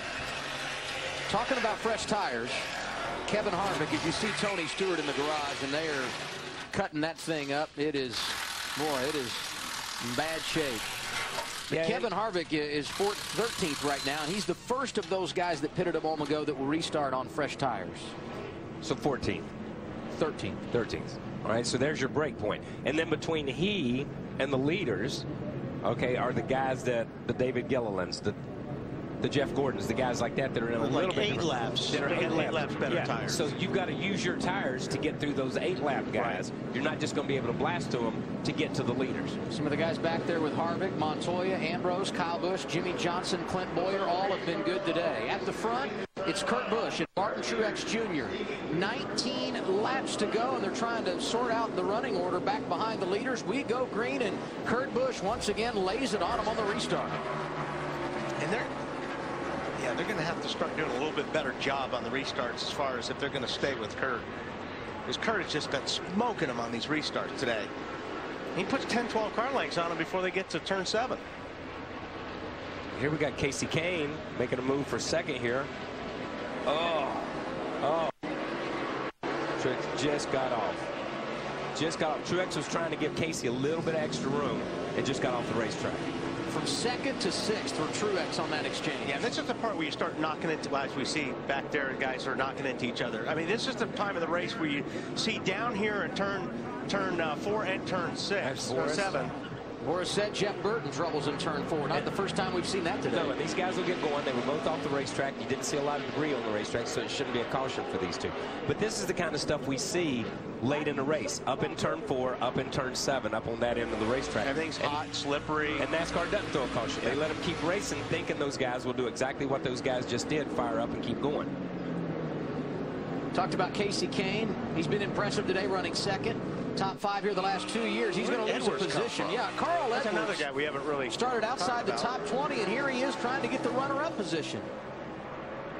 Don't want to get too far out there. What about that 99, Marty? What an impressive day for this bunch. When I talked to Bob Osborne this morning, he said, we are flat playing the fuel mileage game. We have no shot to win it on speed. Our only hope, fuel mileage, track position, and they parlayed it. Look at him passing for second, guys.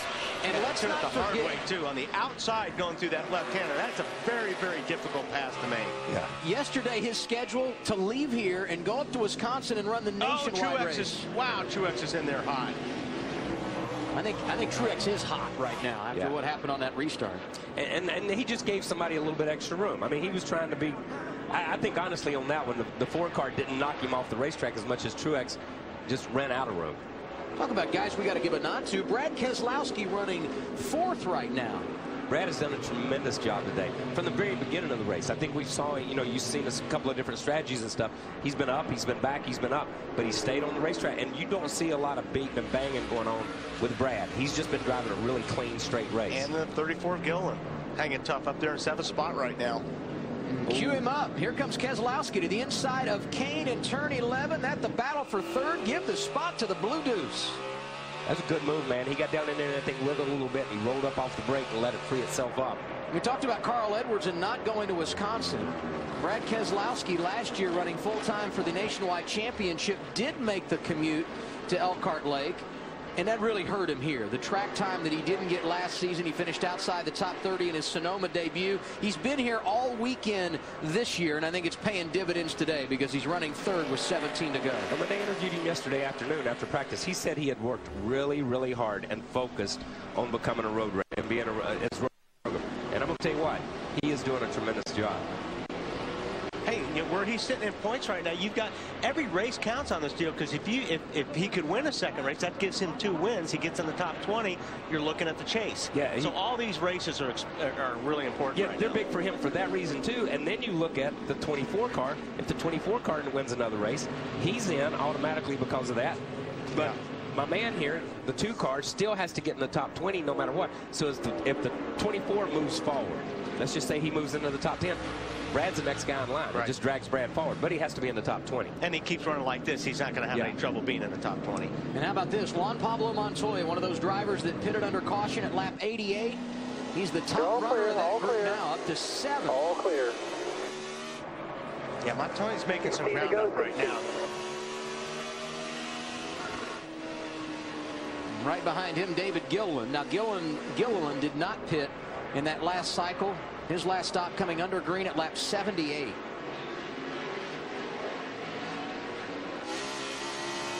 Two road course experts right here. Montoya following Jeff Gordon. And Montoya won't have a lot of patience right now at this point in the race. I mean, he's got a faster car than these guys. He's got to get something. He's got to make something happen pretty quick. You'll see him try to outbrake Gordon down here into turn 7. Montoya inside of Gordon here. And he grabs the spot. And he's going to go after Kane as well. And keep in mind, Montoya, much fresher tires than these guys he's racing with. Trouble. Somebody's around there. I can't tell who it is. That's going to be Dave Blaney who turned it around in turn 7. Well, any good that he had on the tires, he just left over there in turn 7. Looks like he may got some help from Ambrose right there. Just stayed in the gas. Marcus Ambrose 13th right now. He was a part of that group that pitted back at lap 88. Kurt Busch, the race leader. His advantage 3.3 seconds over second place Carl Edwards, Brad Keselowski, Martin Truex Jr., Casey Kane, the top 5.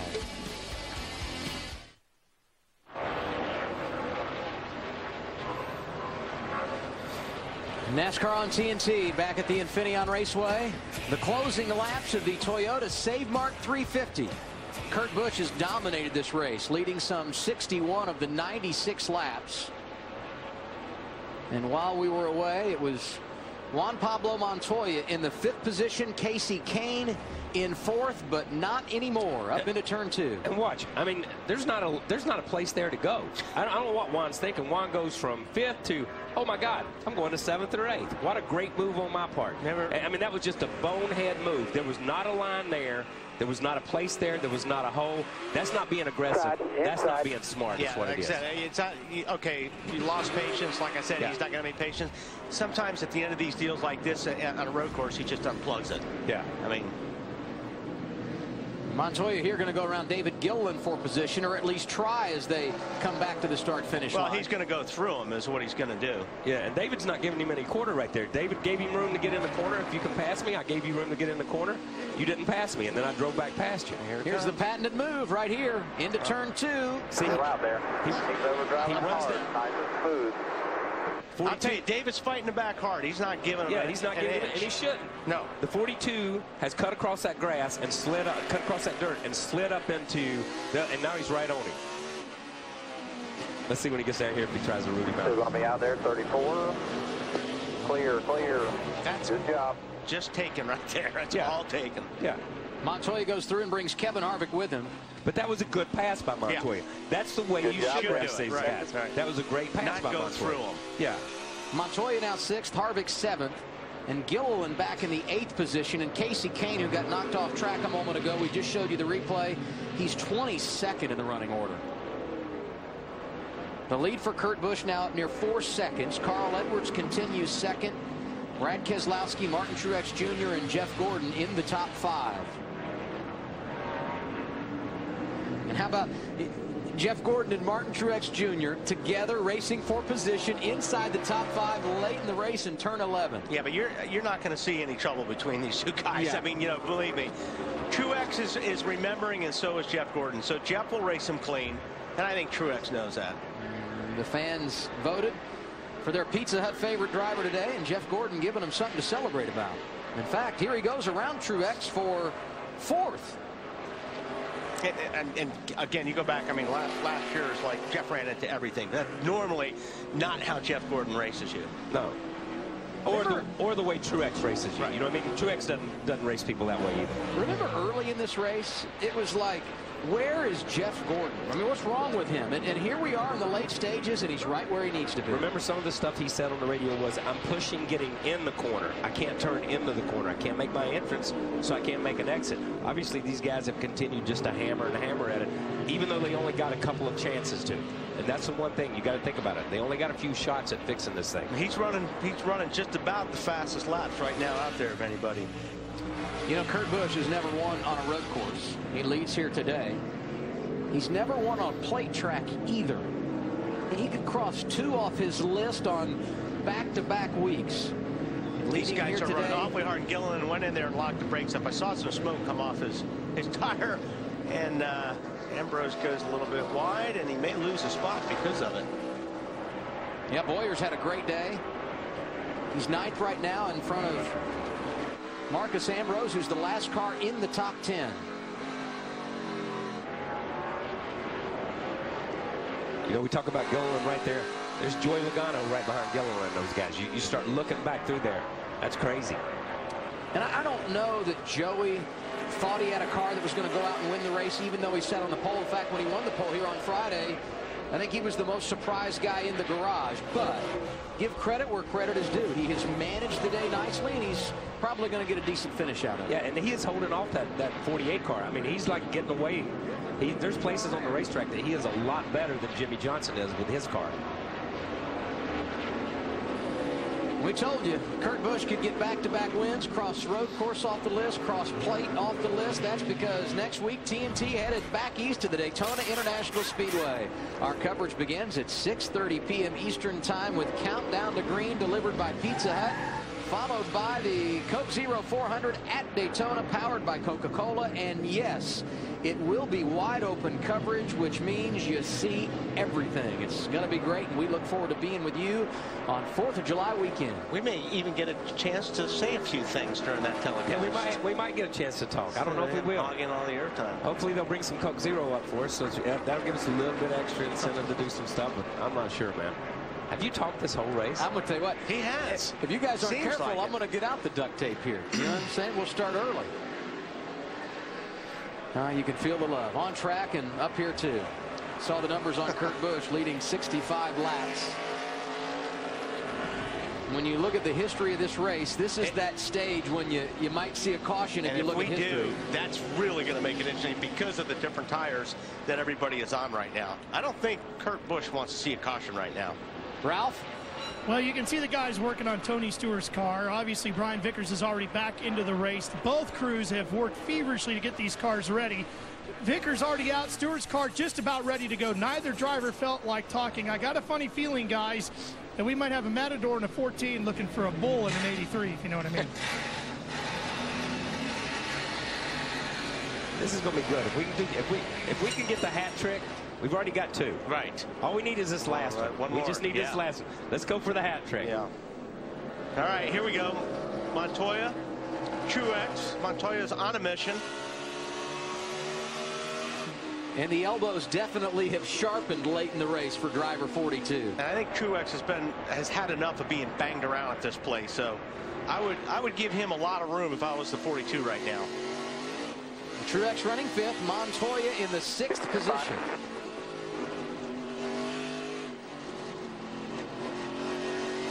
Hey, well, Truex's car looks pretty good through this section, and you can see he pulled away from Montoya, although he had fresher tires and looks like 00 Ruderman went around, but he's back in the right direction. He may have gotten some help looking at that right rear. Could have got some help. That's up there coming at the top of the hill where guys get into each other sometimes.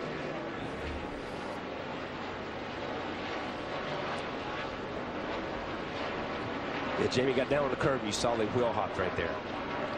Oh, he got him all right. I'd like to see that again. Yeah, I think they got together. Yeah, I think Ruderman was kind of moving in that direction too. McMurray is 18th now. It's been a roller coaster day for him. There you see Casey Kane trying to rally back from that spin that he had. He's 23rd. And we go back to McMurray. McMurray was on schedule to be in exactly the same place that the 22 car is on the racetrack. And they had a cut tire. Remember when they had their cut tire? Once they had their cut tire, that got them in a totally different place. I wonder if he's looking for something. Do you know anybody in TV that we could ISO this? I think we need to keep a camera on this. That is not the new look aerodynamic package at Stewart Haas Racing. 72 Gremlin or the 2013.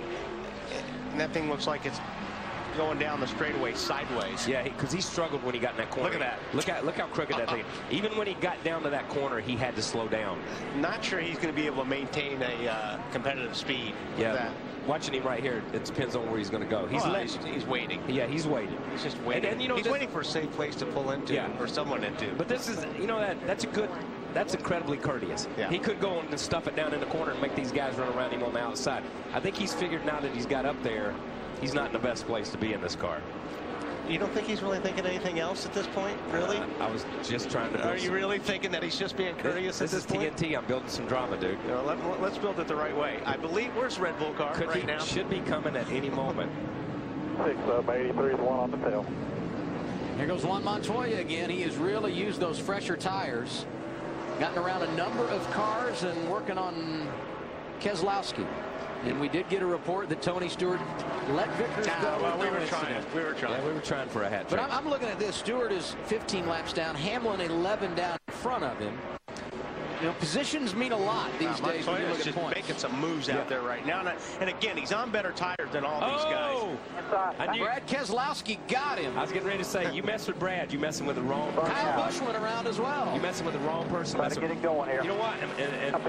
Help him get on track. That 42 had worn the bumper out and tried every shot that he could when there wasn't a shot there. Once again, Juan stuffed it up in that corner where it wasn't a place. Brad gave him a little room, but Brad wasn't taking it that time. That thing's a little free. Yeah, he's got a flat tire, I believe. See? Brad gives him room. Gives him room. Here, yeah. Then the 42 forces him off the racetrack. 42 runs over that way. Yeah. Just enough. And Brad didn't appreciate that because Brad had given him room. Yeah. And Brad's like, tough. See you later. And you know, and I'm not saying that's right. I'm not saying that's right. But I am. What I'm saying is, there's how many laps to go? 7? Yeah. It's. But when you give somebody room Then you and expect they them to stay mess off. with you, Yeah, you expect them to stay off. boy, there's nothing that makes you more mad as a driver. When you give somebody room, they take it back. It's like, you know, all right, I'm going to give you some race room. And they come over and squeeze you. Forget it. You know, we've seen some attitude out of some guys today that you don't normally see it out of. Brian Vickers, a little payback on Tony Stewart. We just saw Brad Keselowski getting physical. I'm not sure this is done yet. Montoya back in 12th. Marcus Ambrose through that whole cycle jumped up to 6th, and Clint Boyer now in the top 5 running in the 5th position. These two cars, I'm going to tell you what, the tires on this 34 are gone. Yeah, and he is driving a good race. He is right driving here. a great race. He is just hanging on. And he's a sitting duck right here, and probably. Juan had so much stuff on his tires from where he got spun, he just couldn't get them wore down. Wow. Tony Stewart has now called it a day. He's gone to the Sprint Cup Series garage. These guys are out of tires, they're out of brakes, they're out of patience at this point. This mess right here from 11th on back. Oh, this is good. Kyle You cannot Busch, go side by side through here. Not through this area. These guys are really racing hard. I mean, this is great racing for back around what? Talking 11th, 12th, 13th spot right here. Yeah, we are. We're talking 11th, 12th, 13th, 14th with Allmendinger. Now we get down in hairpin. We're going to obviously these guys are going to we're going to see some people pulling out and try to outbrake and probably run into each other. 6 to go. Okay, here's the thing: tires worn out, brakes worn out, patience worn out, bumpers worn out. Everything's worn out at this point in time. Kyle Busch, he's got that on the line. He's got a great position and just a little love tap on the exit. Wow, here comes David with him. I'll tell you what, David is driving right now, man. He just keeps fighting back. He is driving the wheels off this thing today. And evidently, wow, look at all these guys down. You got Allmendinger, Smith is back there, Newman's in there now. There's just some good cars that David is just out driving and holding off right here. I mean, this looks like the first lap of the race. Yeah. all these guys inside the top 15, so there's plenty on the line here. A.J. Allmendinger's had a good day. Regan Smith we've talked about. Paul Menard. Man, he popped Ryan Newman. Good save by the 39. Good save by both those guys. There's Mark Martin. Haven't talked about him a lot today. Mark may have the only car with no scratch on it. Yeah, definitely. After looking at this. Absolutely. He's back in 21st, so it's not been the day that he would have liked. Those cars almost look like they run up over each other's tires the way they got up in the air a little bit.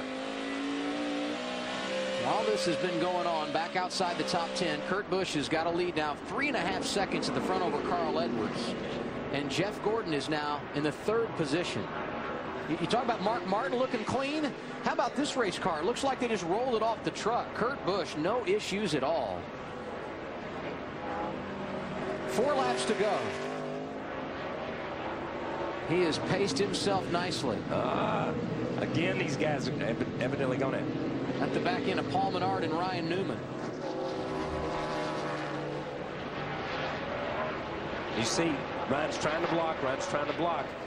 And the 27's there, but he's in so hot he can't get it turned. Gets on the brakes, and he slides up into him.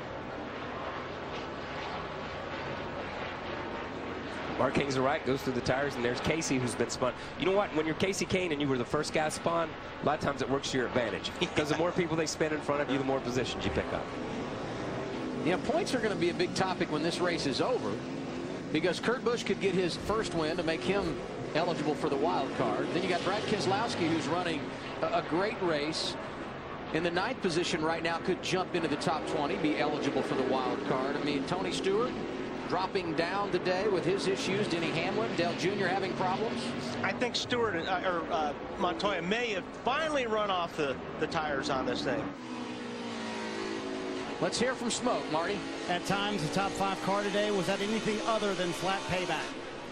No, I mean, I probably had it coming because I dumped him earlier, but I dumped him because he was blocking. So if anybody wants to block all year, that's what I'm going to keep doing. So they can handle it however they want. But it was payback, but, you know, I dumped him first, and I dumped him because he was blocking, so it's just, I've been complaining about the way that guy's been racing all year, and I like Brian. I'm not holding it against him at all. I don't care if it was Ryan Newman. I would have dumped him too. So if they want to block, that's what's going to happen to them every time for the rest of my career. You and I were talking about this last week. Is the lack of respect more prevalent than ever? I don't know if it's lack of respect or guys just pushing the envelope on not working with each other. So there wasn't any reason at the point of the race where he started blocking in the first place. So you know, it didn't make sense to do it, and I'm not going to tolerate it. I don't race guys that way, and I'm not going to let anybody race me that way. So if they block, they get dumped. Plain and simple. Day ends early for Tony Stewart, and he had a top 5 car, Adam.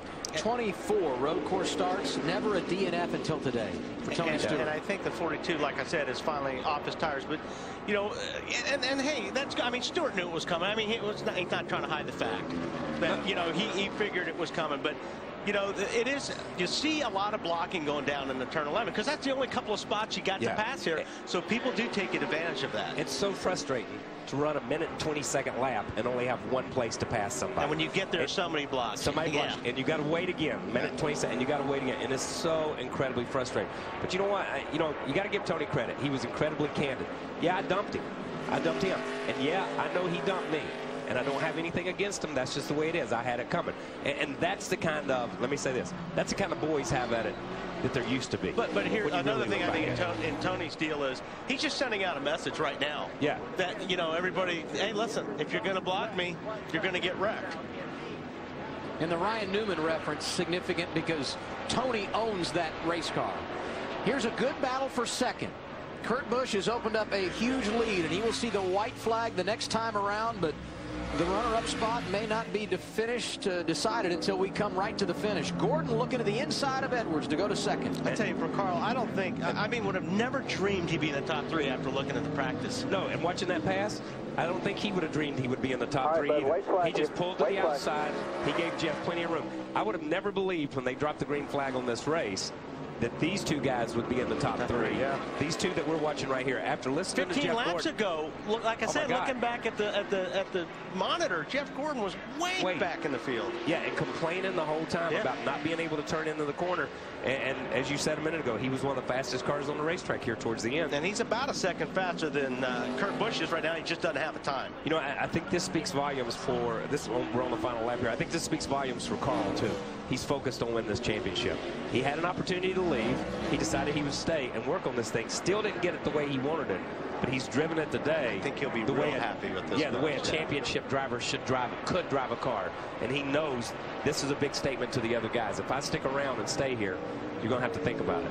Another name you may add to the list of those who are thinking championship, the driver who has been so consistent the last few weeks. Kurt Busch and the program really on the rise at Team Penske. Incredible. So much was made out of Kurt Busch and things that went on early in the year, things that went on the radio, things that went on within that team. But you can say what you want to. He's passionate about driving a race car. He got those people up off their butt, and here he's getting ready to win. Checkers this time. 3 poles in a row. Should have had 4. Kurt Busch a winner at Infineon, first of 2011. Incredible. Carl Edwards, big jump today, all the way to 3rd. Boyer in 4th, which I figured he would be a top 5, and Ambrose up there as well. And Logano. Great run by Logano. Yeah. Jimmy Truex salvages something, comes back for 8th there. I thought Truex had a great car. And Brad Keselowski finishes in the top 10. Great run for him. Man, Harvick's car got beat up early, and he comes back to finish in the top 10 as well. That's the Kevin Harvick. Guys, unbelievable. Appreciate it. Never would have believed the first win for Kurt Busch would come this late in the season, and certainly not on a road course, a place he had never won before. But today he pulls it off.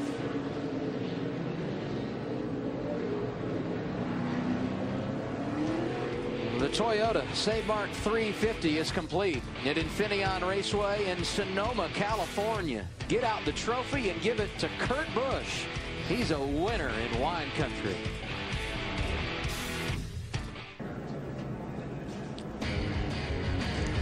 For the 23rd time in his career, Kurt Busch celebrating victory in the NASCAR Sprint Cup Series.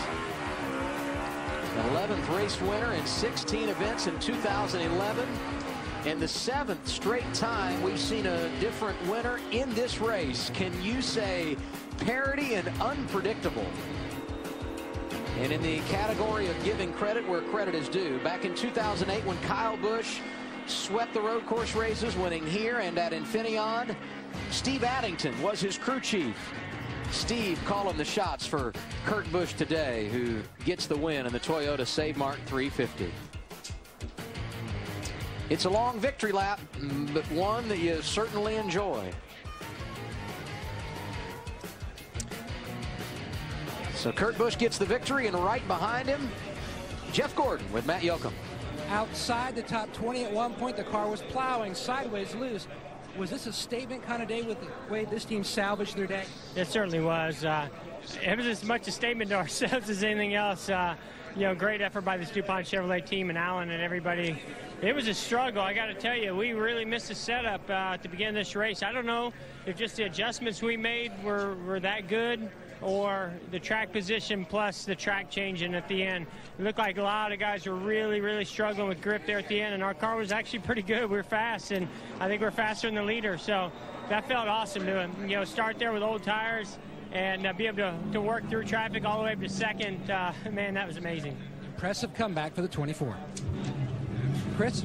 Well, Juan Pablo Montoya came for tires late, and Juan, you gave up a lot of track position doing that, driving aggressive through contact with the 2 and the 4. Were the tires the right call? Yeah, tires were the right call, you know what I mean? The 2 did the same. First of all, the 4 was the first car, Earlier on, I got beside him. He knocked me a couple of times, and, they just don't give me any room, so it's hard. And the 2, I got in his bumper, moved him a little bit, got beside him, passed him, and he just, plain simple, just wrecked us, It's hard when people don't know how to race in road course and they think they do, so it's okay. We had fun, had a good car. The Catalan shape was amazing today, so it's nice to run good here. Marty? Casey Kane listening in on part of that. So he says it was your fault you didn't give him enough room. Your take on that accident with Juan Pablo? Oh, I felt like we had a pretty decent Red Bull Toyota. Our tires were really old there, and I just kind of got slow there at the end, and Montoya just drove through me at the top of the hill. That was obvious. But, last year when his cars were really, really good and Jamie McMurray was the man, Juan still couldn't win a race. It shows about what he can do in NASCAR anyways. So your take was you gave him plenty of room? Absolutely. I got hit from behind. I just driving into the corner, and he got mad probably because I beat him into turn 1 when he was beside me off of 11. So he got mad and just wrecked me into 2. That's why he got mad. He didn't get mad because I didn't give him any room. Top 5 run gone awry. Adam? Yeah, he was running in the 4th position when he got turned around, Marty. Tough break for Casey Kane. No issues for Kurt Busch. He's a winner today, Ralph Shaheen. Yeah, here he comes out of the car. The celebration begins. He's a road course winner. We'll get him to jump down off the car here, and we'll talk to him. He is pumped up. Yes, sir. Well, he's going to get some hugs and kisses here. All right, congratulations on that first road course victory. While everybody else was struggling, you had an incredibly dominant car. How did you do that? It was an unbelievable setup.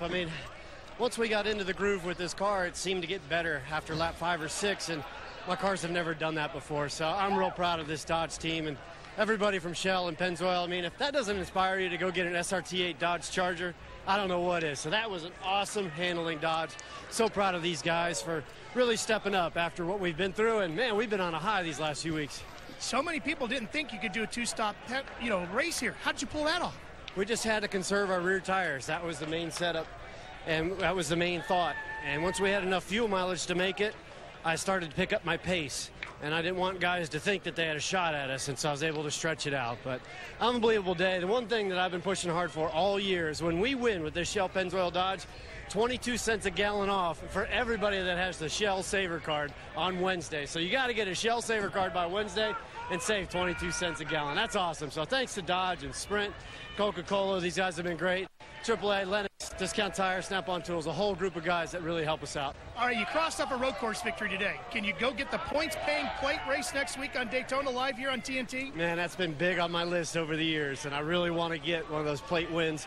Even though we had a good speed weeks in Daytona, I want to go there and get the big July 4th one. So thanks to the fans. This was an awesome ride today, and that backwards lap Years to me. I was choked up because that's something cool that's never been done.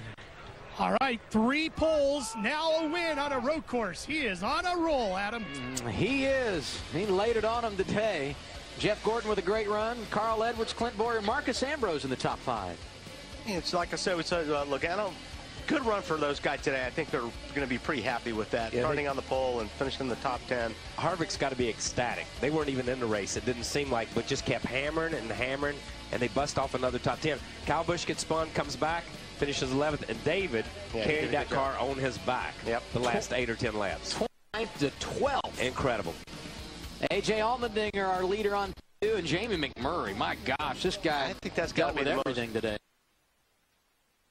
I mean, I certainly picked them to win this thing today, and those guys just didn't hit it. But 15's pretty good when you consider some of the adversities that he went through. You know, they went through everything. Ryan Newman, top 5 a lot of the day, finishes 25th. Saul Vickers ended up in the 36th position. Denny Hamlin just behind him. Now let's hear from Vickers, Marty. Well, I have to ask him the same question I asked Tony Stewart. Was that anything other on your behalf than payback? Oh, man, I'd love to lie to you, but it wasn't. Don't lie to me, Brian. No, I'm just not my personality. You know, I guess Tony told you that he dumped me on purpose, and I know Tony well enough to know he's a smart enough driver that he didn't accidentally drive in there that hard from like 20 back and wreck me. So, you know, I don't know why he did it. I think he told you he felt like you're blocking a little too much too early. Yeah, you know, he may not have noticed, but the 18 was off the racetrack and was coming back across through the dirt sideways, and I was trying to avoid the 18, and I was on the inside of the car in front of me. So Tony was the least of my concern. I don't think it was an attempt to block Tony. But, you know, that's what he felt like it was, and, you know, he sowed his oats and he reaped them. So when you have done something like this, you say you intentionally wrecked him, he says he intentionally wrecked you. How do you handle it from here? We'll be fine. You know, it's funny. I found it ironic that our relationship started in turn 11 in 2004. What happened there? He wrecked me, and then I wrecked him back. Well, so this is a repeat of history. I think it is. Yeah, I guess, you know, just every once in a while, stuff happens. You know, I'm not a scatologist, but it happens. Is there a growing anger on the racetrack or a growing lack of respect, you feel like? No. I have a lot of respect for Tony. You kidding me? I had a ball at his Prelude to the Dream. I mean, what a great charity event. You know, Tony and I, you know, it's funny. Tony and I race probably better than just about anyone on the racetrack on a week-to-week basis. You know, when I get to him, he lets me go. When he gets to me, I let him go. I'm sure we'll be right back to that this next week. We just had a couple of things to talk about on the racetrack today. All right, so it sounds like these two intentionally wrecked each other, but it's in the past, and they're going to move forward, guys. Yeah, and it's easy for us to look at it because we get to see it 100 times. You know, but I don't think Vickers was trying to block the 14. I didn't think so either. Yeah, and that was Vickers sucked up pretty good right there, though. Kyle, you've talked a lot about how the points changed this year. Some big movement today. Dale Earnhardt Jr. dropping 4 spots down to 7th. Johnson and Kurt Busch both making some gains today. You see Clint Boyer 8th. Not a lot of breathing room, back around 10th. Tony Stewart dropping down to the 12th position. And Denny Hamlin 11th via the wild card with that victory last week at Michigan. Let's hear from Carl Edwards.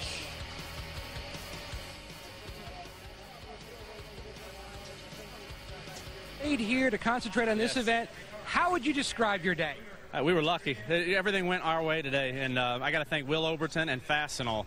Fastenal, like you said, we called the audible. I stayed here for practice. Our Ortho Home Defense Max car was fast. Got to thank Ford, Aflac, Valvoline, and Bob Osborne for his strategy. I mean, we really relied on every part of our team. We had great fuel mileage. We used Matt Kenseth's setup.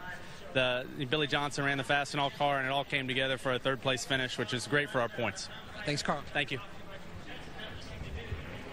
So Carl Edwards still the point leader.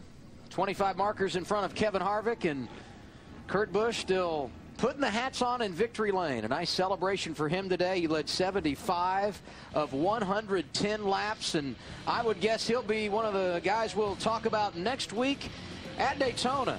We're going back to the World Center of Speed. Coverage begins Saturday night, 6:30 p.m. Eastern Time, with Countdown to Green delivered by Pizza Hut, followed by the Coke Zero 400 at Daytona, powered by Coca-Cola.